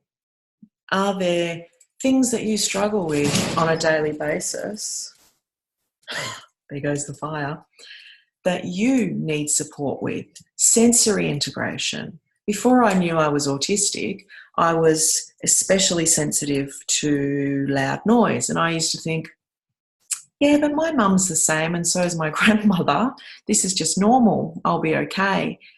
But it caused me a lot of stress. And sometimes our sensory sensitivities, and you don't need to be autistic to have sensory sensitivities, by the end of the day can have us feeling like we are ready to kill somebody. So it's important to really pay attention to those things that really bother us across the day. Same with stresses in our life. So how much of our day and our time is taken up by things that create stress for us? How much of that can we actually flick off and get rid of in order to invite in more joy, happiness, peace? If only we would give ourselves the permission to do so. And, you know, particularly in the Western world, we love this, indulging in this culture of deprivation as parents. Everything's about our children, and that's really important. But we really need to honour ourselves as well and look after ourselves, because, you know, at the root of all of this, we're modelling to our children. We're modelling how they should look after themselves and consider themselves as well. Paying attention to our approaches with our children. So the number one thing that's most important for autistic children is connection. It doesn't matter what kind of therapy we implement, what kind of strategies we use, how many brilliant therapists or professionals we have on board, whether our house is spotless clean. You know, if we don't have connection with our children, if our children's therapists don't have a connection with them, everything else is pointless, redundant. We need connection with our children so they feel safe, secure, and trusting. So when we think about the way that we approach our parenting with them, and this is really tricky because, you know, the reality is that we've been conditioned to parent a particular way, as were our parents and their parents before them. And it can be difficult to unlearn and undo and unravel a lot of those things that we've grown up with when they are not working for us in our families. That is really challenging. And often we'll have a lot of input from other people saying, they need a smack on the bum, or, if they're at my house, I'd sort them out really quickly. That's not helpful. But it is really important to have a look at how we're approaching the challenges that we are having with our children. Is it working? What are we achieving? Is it creating more peace, or is it influencing more chaos? Are we autistic? This is my favourite one. Are we autistic? I can't believe, well, actually I can believe how many parents email me every week and say, oh my God, I've just been diagnosed. I'm actually autistic. I never would have guessed it. Yeah. And this is the reality. When we look at the science of autism, we're just being shown more and more that autism is likely genetic, and it doesn't just pop up. It comes from somewhere. I often see mums jokingly pointing the finger at dad because dad might be, a research analyst or a computer technician or whatever. There's no generic professions that autistic people engage in, despite what we like to joke about. Because dads might be more quiet and reserved and have very little to say but have hot tempers. So mum will say, comes from him. But then mum sits there like me and very chitty-chatty, very social, very, I think, yeah, I can see. I can see. So a lot of parents will also say to me, I've often wondered whether I'm autistic or not. And I always say this: non-autistic people don't typically spend their lives or a lot of their time considering whether they're autistic. They just don't. It's typical for autistic people to have that level of introspection where we are constantly analysing our thoughts and our feelings and our experiences and going over and over conversations and engagements we've had. And yeah, so I would encourage you as a parent to seriously consider whether you may be autistic, because then you're going to have your own support needs. So let's revisit a couple of things here. Mutual fulfillment. I touched on that before.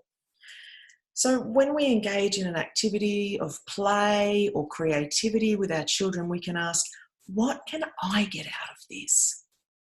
Because many parents, we've all had that experience where we just go, oh, no energy, just really? Do I have to? Do I have to read a book? Do I have to play? So I ask myself now, what is something that we can come up with that we can both enjoy, that we can have some needs met? Are there actual needs my child will have met in this activity? Again, playing with sensory activities. So they're having their sensory input needs met. And so are we. We can put some soft music on in the background and de-stress and just squeeze the Play-Doh. It's not that hard. It's actually, I find it relaxing, but I'm autistic and I'm sensory seeking. But that's just one example of something that we can do with our children so that we're both getting something out of it. Again, going for a walk. My daughter likes to climb the trees. I like to walk. And then another strategy that I use at home is if I've got a lot of housework that needs to be done, or I've got something really important to do, I will say, okay, let's play a game. Let's play this game for 10 minutes, and then I'm going to fold a basket of washing. Now, time doesn't work out so well. So sometimes I rephrase it.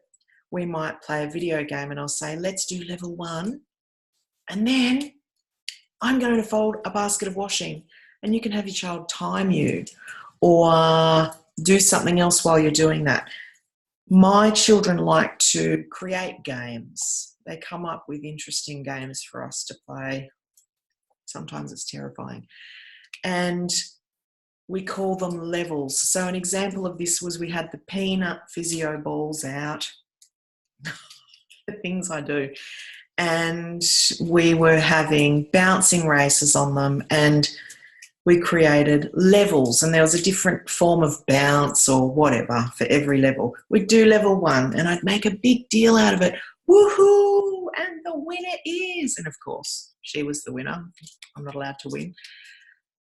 And then I would say, okay, I'm going to go and fold a basket of washing. I'll be really quick. And while I'm doing that, you can think up what the next level's going to be. So we can get really creative and give them jobs to do that are really exciting while we fold washing, or have a break for 5 minutes. Changing our language so that it's non-demand. So this is important not just for demand avoidant children, but for many autistic children. So instead of, this is an example, instead of saying, when you put your socks away, I will make you a snack, because they might be engaging in a battle with you, trying to get their control, saying, no, I'm not doing it. I want a snack now. What their aim is to not have you gain control over them. So when we are able, for some parents, this is really tricky, letting go of our need for control. So I've had to work really hard at that. And I will rephrase and say something like, hey kiddo, your snack's waiting. It's right here on the bench, ready after your socks make it home. So we're inserting affection, kiddo. We're demonstrating neutral ground. I've already done what you want me to do. We're avoiding direct language, you or when you. So instead of saying, your snack's waiting, it's right here on the bench ready after you put your socks away, I would say, after your socks make it home. We're using humour. Humour is great to use in the family home. Being silly, we can really very quickly shift a situation when we inject silliness. And all of these things take a lot of practice. We need to be prepared to be reprogrammed. So going back to what I was saying before about revisiting parenting approaches and relationships with others, and letting go of old belief systems, challenging our perceptions, asking, how important is this really? Does it really matter if they don't put their socks away right now? And a lot of us will think, well, if we let them not put their socks away now, they'll never put their socks away again. Or this will transfer onto everything and they'll just be saying no all the time. Do we know that for sure? I think it's really important to challenge our own thoughts and feelings. And sometimes to take our eyes off others and pop them back onto ourselves, because often we'll say our children are trying to gain control, and sometimes it's us.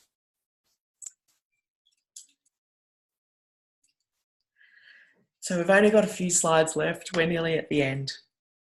Meltdowns. They're not necessarily bad. In fact, sometimes they're not bad at all. They're uncomfortable.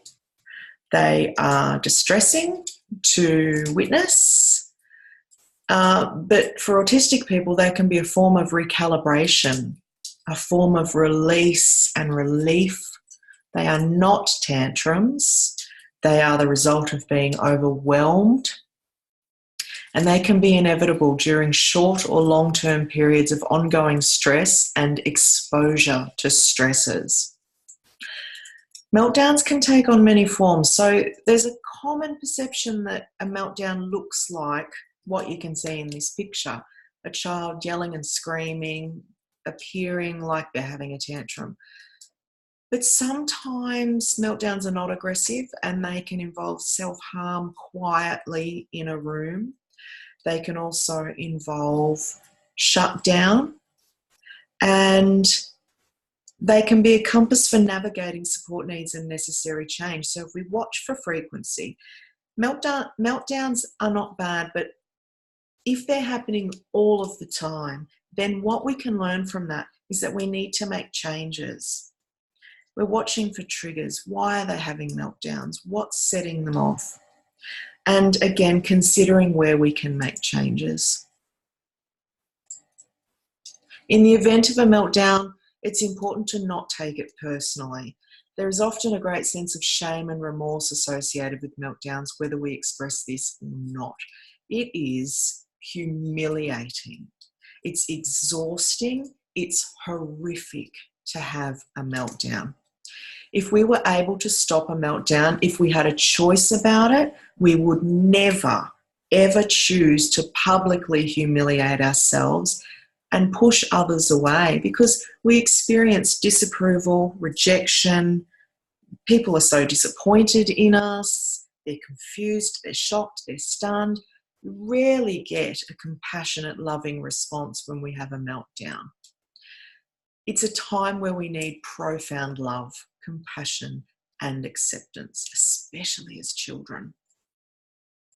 Ask what we need when we're calm, when we're not having a meltdown.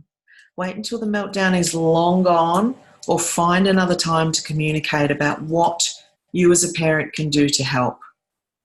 Asking questions, being present, offering help can be received by our brains as just more input to have to deal with, more information to process, and we're already in the process of shut down, shut out, and close off. This is what our body is doing, melting down, in order to reset us. So if you're talking to us, if you're asking us to calm down or asking how to help, sometimes that can exacerbate the problem.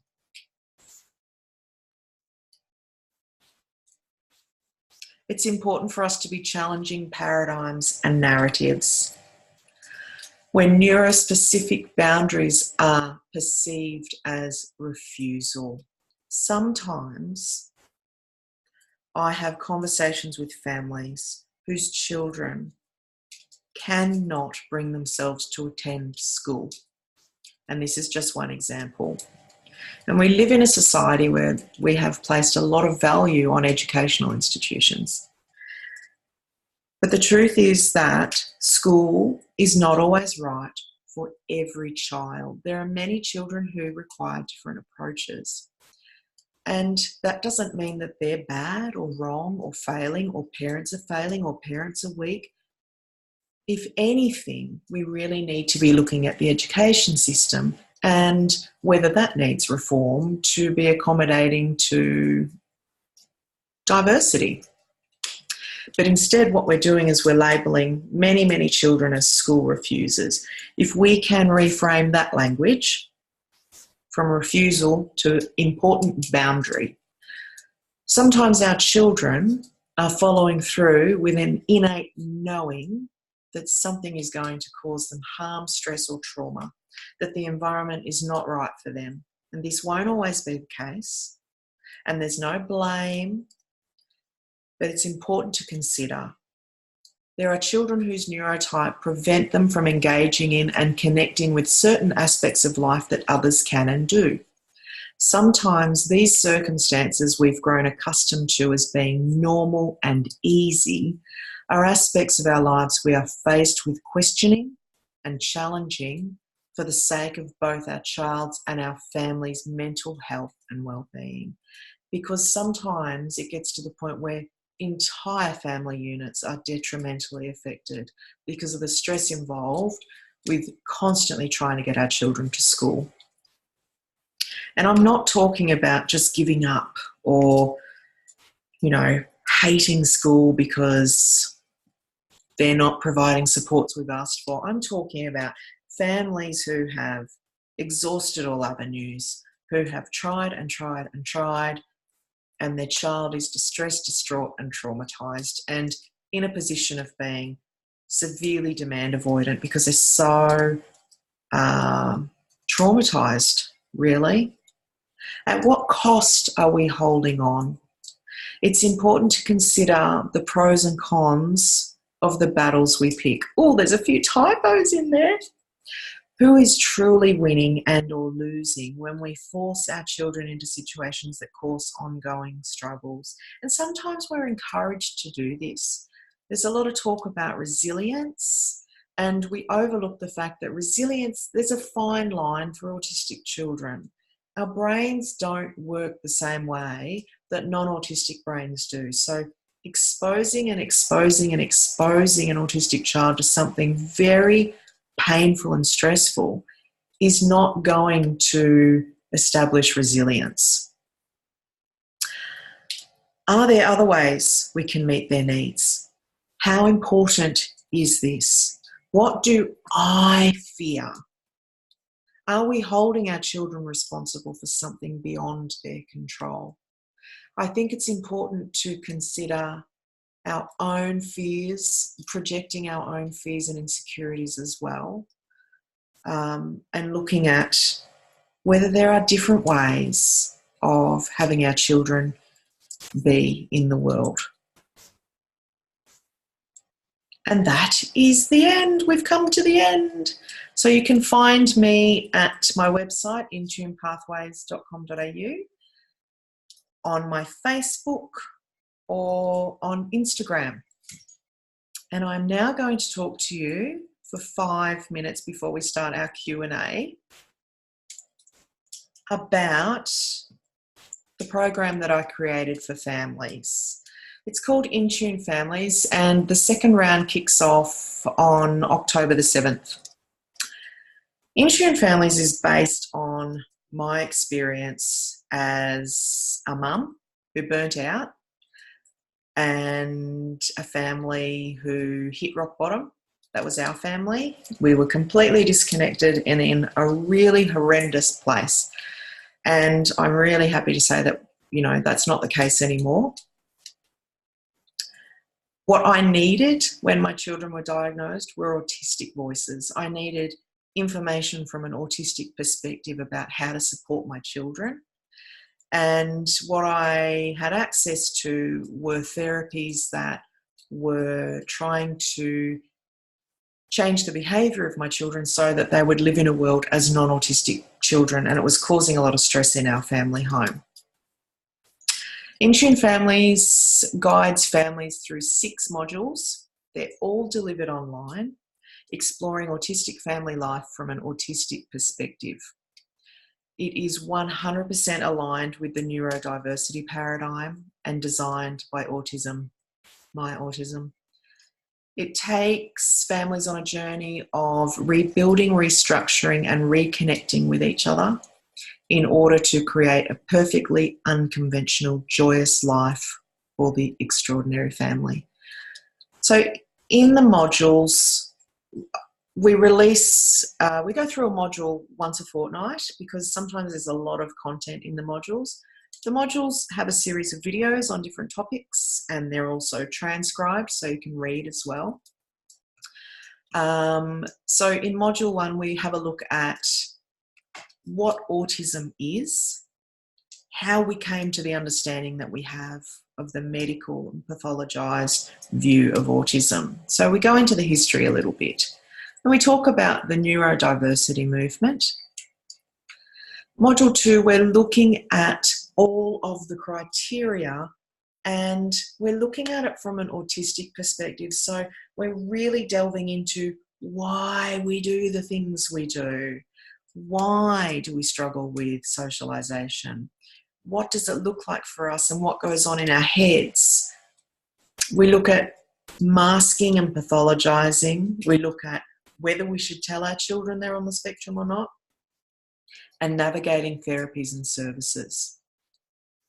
Module 3, we look at the whole autistic person, mind, body, spirit, the sensory world, which includes a lot of information about all of our sensory systems and how to be able to tell where your child's sensitivities lie. We look at the mental, emotional well-being and autism, and our body, how our body and brain work together and differently from the non-autistic brain and body. So that's the first half of the program. And then we move into the second half where you will receive in the mail a beautiful book that I designed myself, and it's a workbook. Participants receive it in the mail, sorry. And we look at our family life and implementing very small changes to create big changes. We look at autism acceptance, finding what works, leading the way. We look at self-care for ourselves, and we look at how to communicate with educators, professionals. There's so much in there. It's delivered completely online. It's available to anyone, anywhere in the world. You can work at your own pace or join other families. And participants have lifetime access. So we have a private closed Facebook support group, which I really love. I love seeing the families who are participating, helping each other out, having conversations about challenges they're having at home. It's a beautiful, sacred, safe space. I've just been so blown away by how responsive people are to each other and how sensitive and loving and kind everybody is. And one of the packages involves online consultations with yours truly. So we have a range of interviews featuring autistic experts as well. So Alison Davies, I have a chat with her about the sensory world of autistic people. Pia Bradshaw, PhD student who has co-written a piece on healthcare barriers. We have a chat about that. Shadia Hancock. Shadia and I delve into gender diversity and autism. My lovely friend Christina Keeble does a presentation on advocating in the school environment for our children. Fan and I delve into PDA a lot more than I have tonight, and unschooling. She shares her experience around that. Zoe Martin, who's just fabulous, shares her journey on parenting autistic children. And Laura Lewis, incredible mum, supporting autistic teens in transitioning to employment. All of these people are autistic, and they are incredible human beings with so much knowledge and wisdom to offer. In-Tune Families is a pathway to understanding autism as an identity and culture away from a medical diagnosis. A means to connect with your child, your family, and yourself. I'm not going to read all of this out because it's going to take up a lot of our time, but I'm going to share the link with you so you can have a look at that if you feel like it might be something you're interested in. It is not a behavioural management program. There are not strategies to fix, shape, cure and change our children's challenges, and it's not a crash course on the pathology of autism. When people sign up for In-Tune Families, they get 12 weeks of guided learning about autism from an autistic perspective. If they purchase the online consultation package, 4 private consultations with me, 3 learning modules and 3 reflective modules where we're filling out our workbooks and going through that process together, a private Facebook support group, copy of your own booklet, community of like-minded families seeking connection, and lots of bonus content as well. So there's all my beautiful testimonials from past and current participants, which are really, really lovely. I'm not going to read those out because that would be embarrassing for me to do, and our pricing options. So getting the price as low as I possibly could so that it was accessible for all families was really, really difficult. So I've introduced a range of packages. So you can see there's a one-time payment of $4.89 for the standard, and then we have payment plans, or a one-time payment for the consultation package. And if you have any questions about that, or it's something you might be interested in, you can always send me an email. Now, let me get back to you amazing people.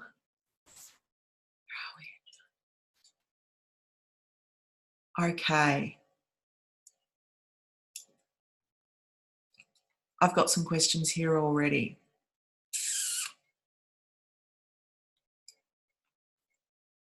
How much should you expose children to outings? Now, I do apologise if you've asked a question and I've missed it. There are literally hundreds of people in here at the moment, and the chat is moving very fast. How much should you expose children to outings? Example, show, movies, shopping. Keep it short, better than not doing it at all.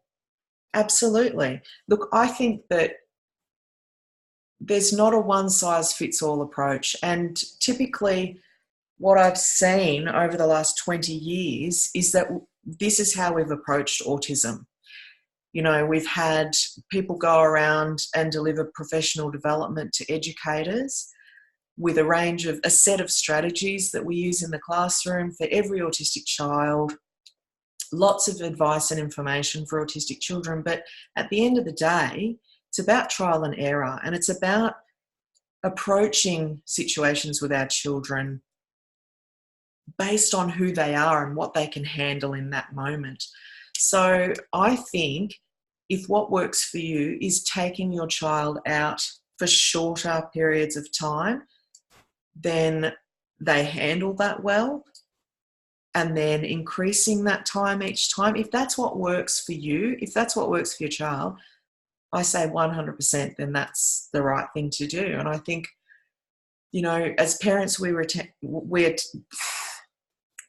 tend to rely heavily on the input of who we consider to be professionals. But as parents, we know our children, and we can see when they're stressed and when they're not stressed. And it's great to communicate with them where we can to know how much they can and can't handle. Do your children go to school, or have you chosen something else? Well, great question. My eldest, who's 21, went to mainstream schools until year 10. And then when it got too much for her, anxiety-wise, pressure-wise, she chose to go to a centre that had VCE delivered much like a university delivery. So she would go into the city a couple of times a week and do her lessons that way, and she was really happy to do that. Our 14-year-old goes to a school that is in a different setting. It's out in the bush. I think, you know, some people would consider it alternative. But here's something really important about it that I think people need to know. She goes to this great school, and they go on lots of outings, and they're exposed to a lot of culture, and they do very little sitting at desks, and they don't wear a uniform, and they start at 10 and they finish at 4, and all their food's at school. And, you know, it sounds like a dream, right? Going back to what I was saying in my slides about still being autistic, she's still autistic. So that means she may only go to school 1 or 2 days a week out of 5, because it doesn't matter how curriculum is delivered for some of us. It doesn't matter whether we're meditating 3 times a day in a school environment. It doesn't matter if we're wearing headphones or squeezing squishy balls or getting a lot of breaks. We're all completely different, but we're still leaving our comfort zone and going into an environment that is still really challenging for us. So beyond our control, we're still being exhausted. We're still getting home and suffering from burnout and exhaustion, even when we love where we're going, even when we love what we're doing. We are still autistic, and we can only handle so much. So for a long time, we were very much about, oh, you need to go to school and this is not okay. And we were very much about reward and punishment. Did not work for us at all, because really we're punishing our children for something they have very little control over. Autistic people are hypersensitive in every sense of the word. So we allow her to rest.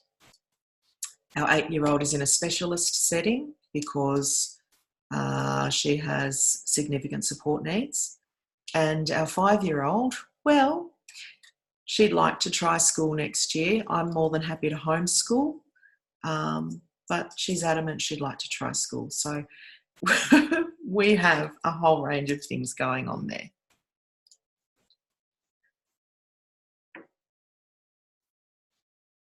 Do you have any tips for helping my 7-year-old PDA daughter to develop self-awareness and coping strategies? Self-awareness and PDA. I'd be interested in knowing what it is that makes you think that she's not self-aware. I'm wondering, is it because of the way that she behaves? Is it because she places responsibility with others rather than taking responsibility? There's 2 things I'm thinking of here to begin with. She's 7. Our children, non-autistic children, struggle with self-awareness and taking responsibility until they're 6 years old. And if we think about our children who are PDA autistic, then they're taking longer to develop those skills and that level of awareness. So that would seem quite standard for me, to be honest. I would think that that was quite normal for an autistic child. Developing self-awareness, I would say listening to our children, listening and taking very seriously when they say no or set boundaries. It doesn't mean we have to agree with them, but communicating and having conversations and allowing them the space to be able to communicate their feelings and to take it very seriously. When we are heard as human beings, then that helps us to develop a sense of awareness about ourselves.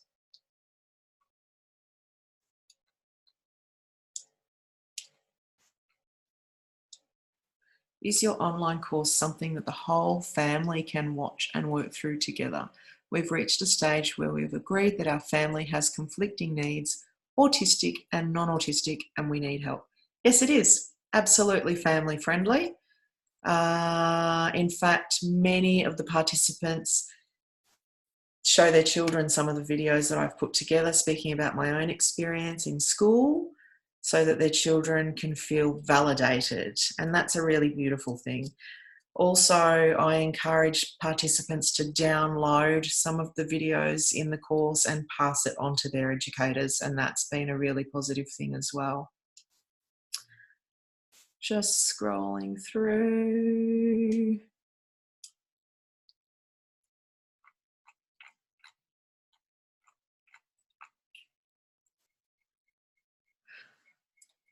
I'm a divorced father of 2 children.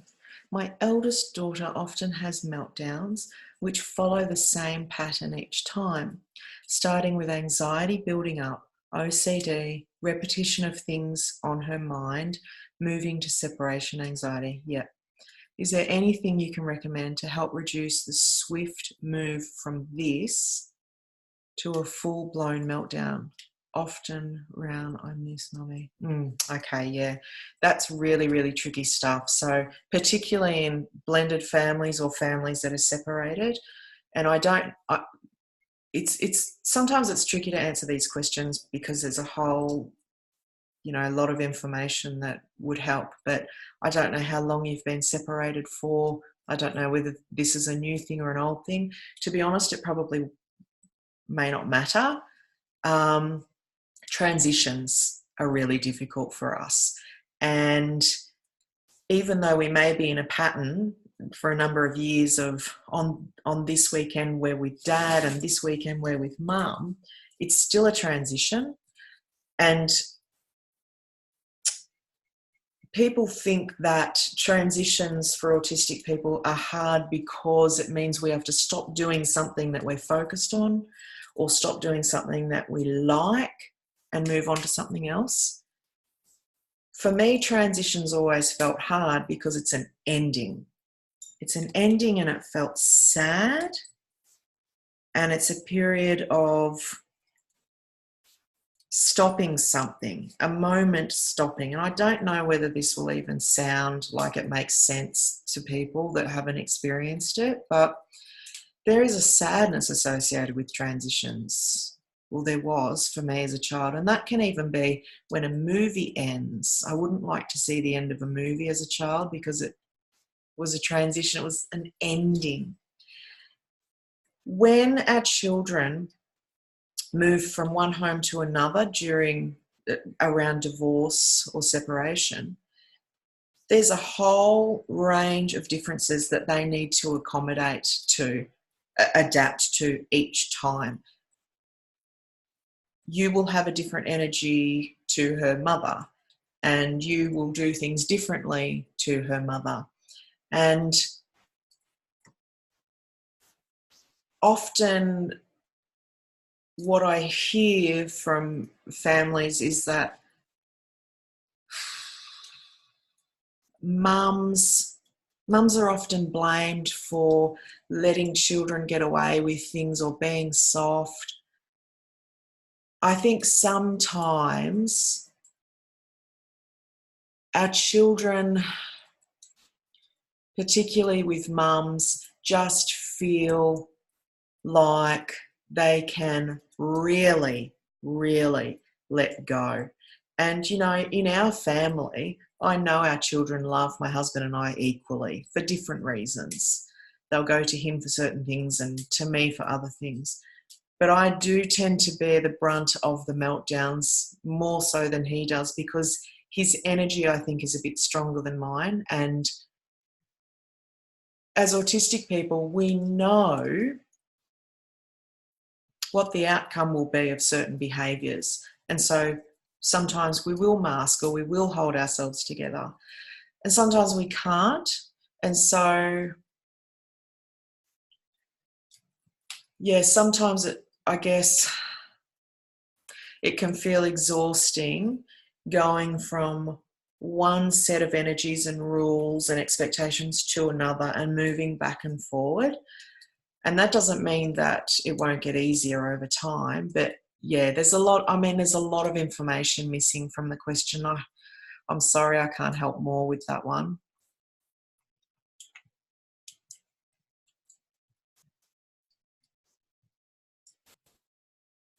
Yeah.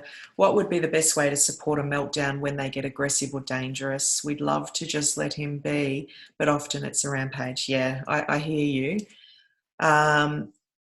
This can be a really tricky one, and aggression can look like lots of different things. So it is important to have non-negotiables around that stuff, boundaries definitely. And it's not because we want our children to feel worse or to feel shame or anything like that. But again, sometimes it's about sitting with the discomfort. So we went through a stage where one of our children would slam the door against the wall, and we knew that there would be a hole in the wall. But we also knew that if we continued to go into her room and say, don't slam the door against the wall, that's probably exactly what was going to happen, and we were feeding the anxiety and the aggression. So we try and create a safe space, but I absolutely hear what you're saying about that not always being achievable. Sometimes there may be siblings, there may be other people in harm's way. That can definitely happen. I would recommend finding therapists that work from a place of acceptance. Sometimes it's really helpful to find therapists that work from a trauma-informed approach as well. Not because our children are traumatized, but it's a much gentler approach. It's play-based and it's gentle, and we're forming connections so our children feel safe. Sometimes they need more of that. If we're pushing and we're trying to be disciplinarians or use authority, or if our energy is unstable or we seem anxious or frightened or not sure what to do, this can actually feed the anxiety of our children. I know it puts a lot of pressure on us as parents, but Sometimes it's worth exploring having a team of people to help. Can your online course be funded via NDIS? Yes, it can. Families have used their funding. Of course, that would depend on what you have funding for. How do we navigate the line between implementing adequate supports for our kids and them being successful for things like self-regulation? But that also means from the outside looking in, looks like I'm projecting my anxieties, controlling them. I'm autistic, that makes things tricky, and very aware of not projecting, yep. But if I don't have teachers believing me, yeah, my kids don't receive the correct support or continue misconstruing behaviours.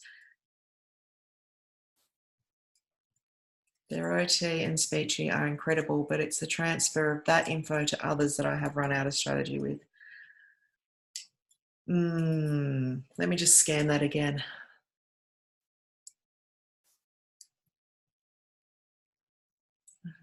Yeah. This is a problem, isn't it? Makes it so difficult. And I know this is so common for families, have these brilliant support networks, and parents are so self-aware and really conscious of managing their own energy around their children. But then we're trying to work on having them attend school, and we know they're struggling and their therapists know they're struggling, and we've got these great strategies, but the school's having a hard time implementing them. And sometimes it's because they don't see what we know is happening because of masking or fawning. And sometimes it's because they don't have the time or the resources. Look, for whatever reason, it takes up a lot of our energy to be advocating that way. I really do hear you on that one. And the things I would say is to have regular PSG meetings, which I'm going to assume that you do anyway. Have an ILP or an IEP in place, which I'm also going to assume you have.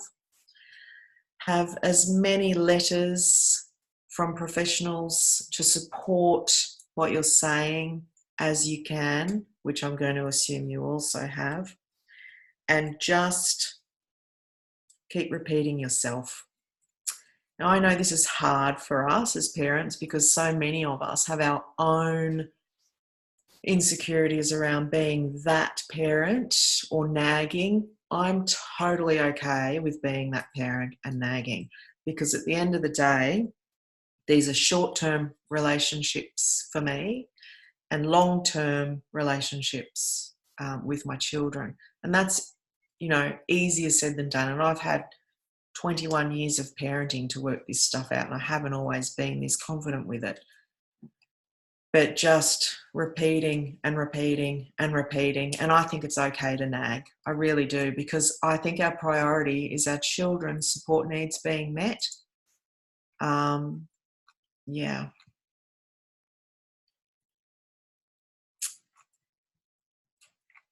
Do you have recommendations on where to go for a diagnosis as an adult? That depends on where you're from, Amber. If you would like to send me an email at support@intunepathways.com.au, I would be happy to help you out if I can. I don't know of people everywhere, all over Australia, and I'm also assuming you're in Australia. If you're not, I don't know whether I'll be able to help. New South Wales. Okay. Shoot me through an email and I'll see if I can help you out.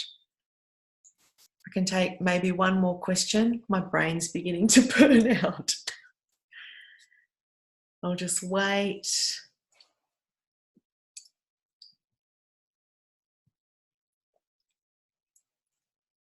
No more questions? Oh. Do you have any recommendations regarding executive dysfunction? That is a very broad thing. For PDA. You're welcome, Brooke. Thanks for being here. Do you have any recommendations regarding executive dysfunction? Executive dysfunction incorporates so many branches. Can you be more specific? Further info on PDA, Michelle. If you visit my social media, you'll find a few things about PDA. Also, look up, I'm going to type it here, Harry Thompson on Facebook, PDA extraordinaire. He is an adult PDAer and he's incredible. But I'll also be doing some webinars on PDA very, very shortly. Also, here's a podcast that I have with another adult PDA where we talk about different things and people send their questions in. Okay, can OTs help with executive function, or is it something self-taught over time? OTs can definitely help with executive function. Absolutely. That's what they're there for. Yes, that's my short answer, Brooke. It is definitely worth seeing an OT. OTs are great for lots of things, lots and lots of things.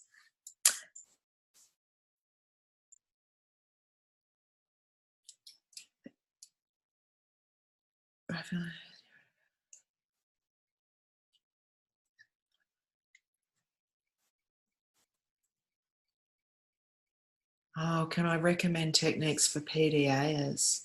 That would be a whole webinar, Katia, which I am going to do very soon. Yeah, there are strategies, but yes, a lot of them are self-taught because we are autodidactic, meaning self-led in our learning. But there are also strategies that I will talk about another time for sure. Thank you so much, everybody, for being here and listening to me talk for hours, literally like 2 hours. I'm so grateful for your presence and your attendance, and I hope that this has been helpful. And feel free to visit any of my social media. Feel free to send an email through if there's any other topics I can cover in upcoming webinars. Thank you. Good night. How do I stop this? Here we go. Good night, everyone.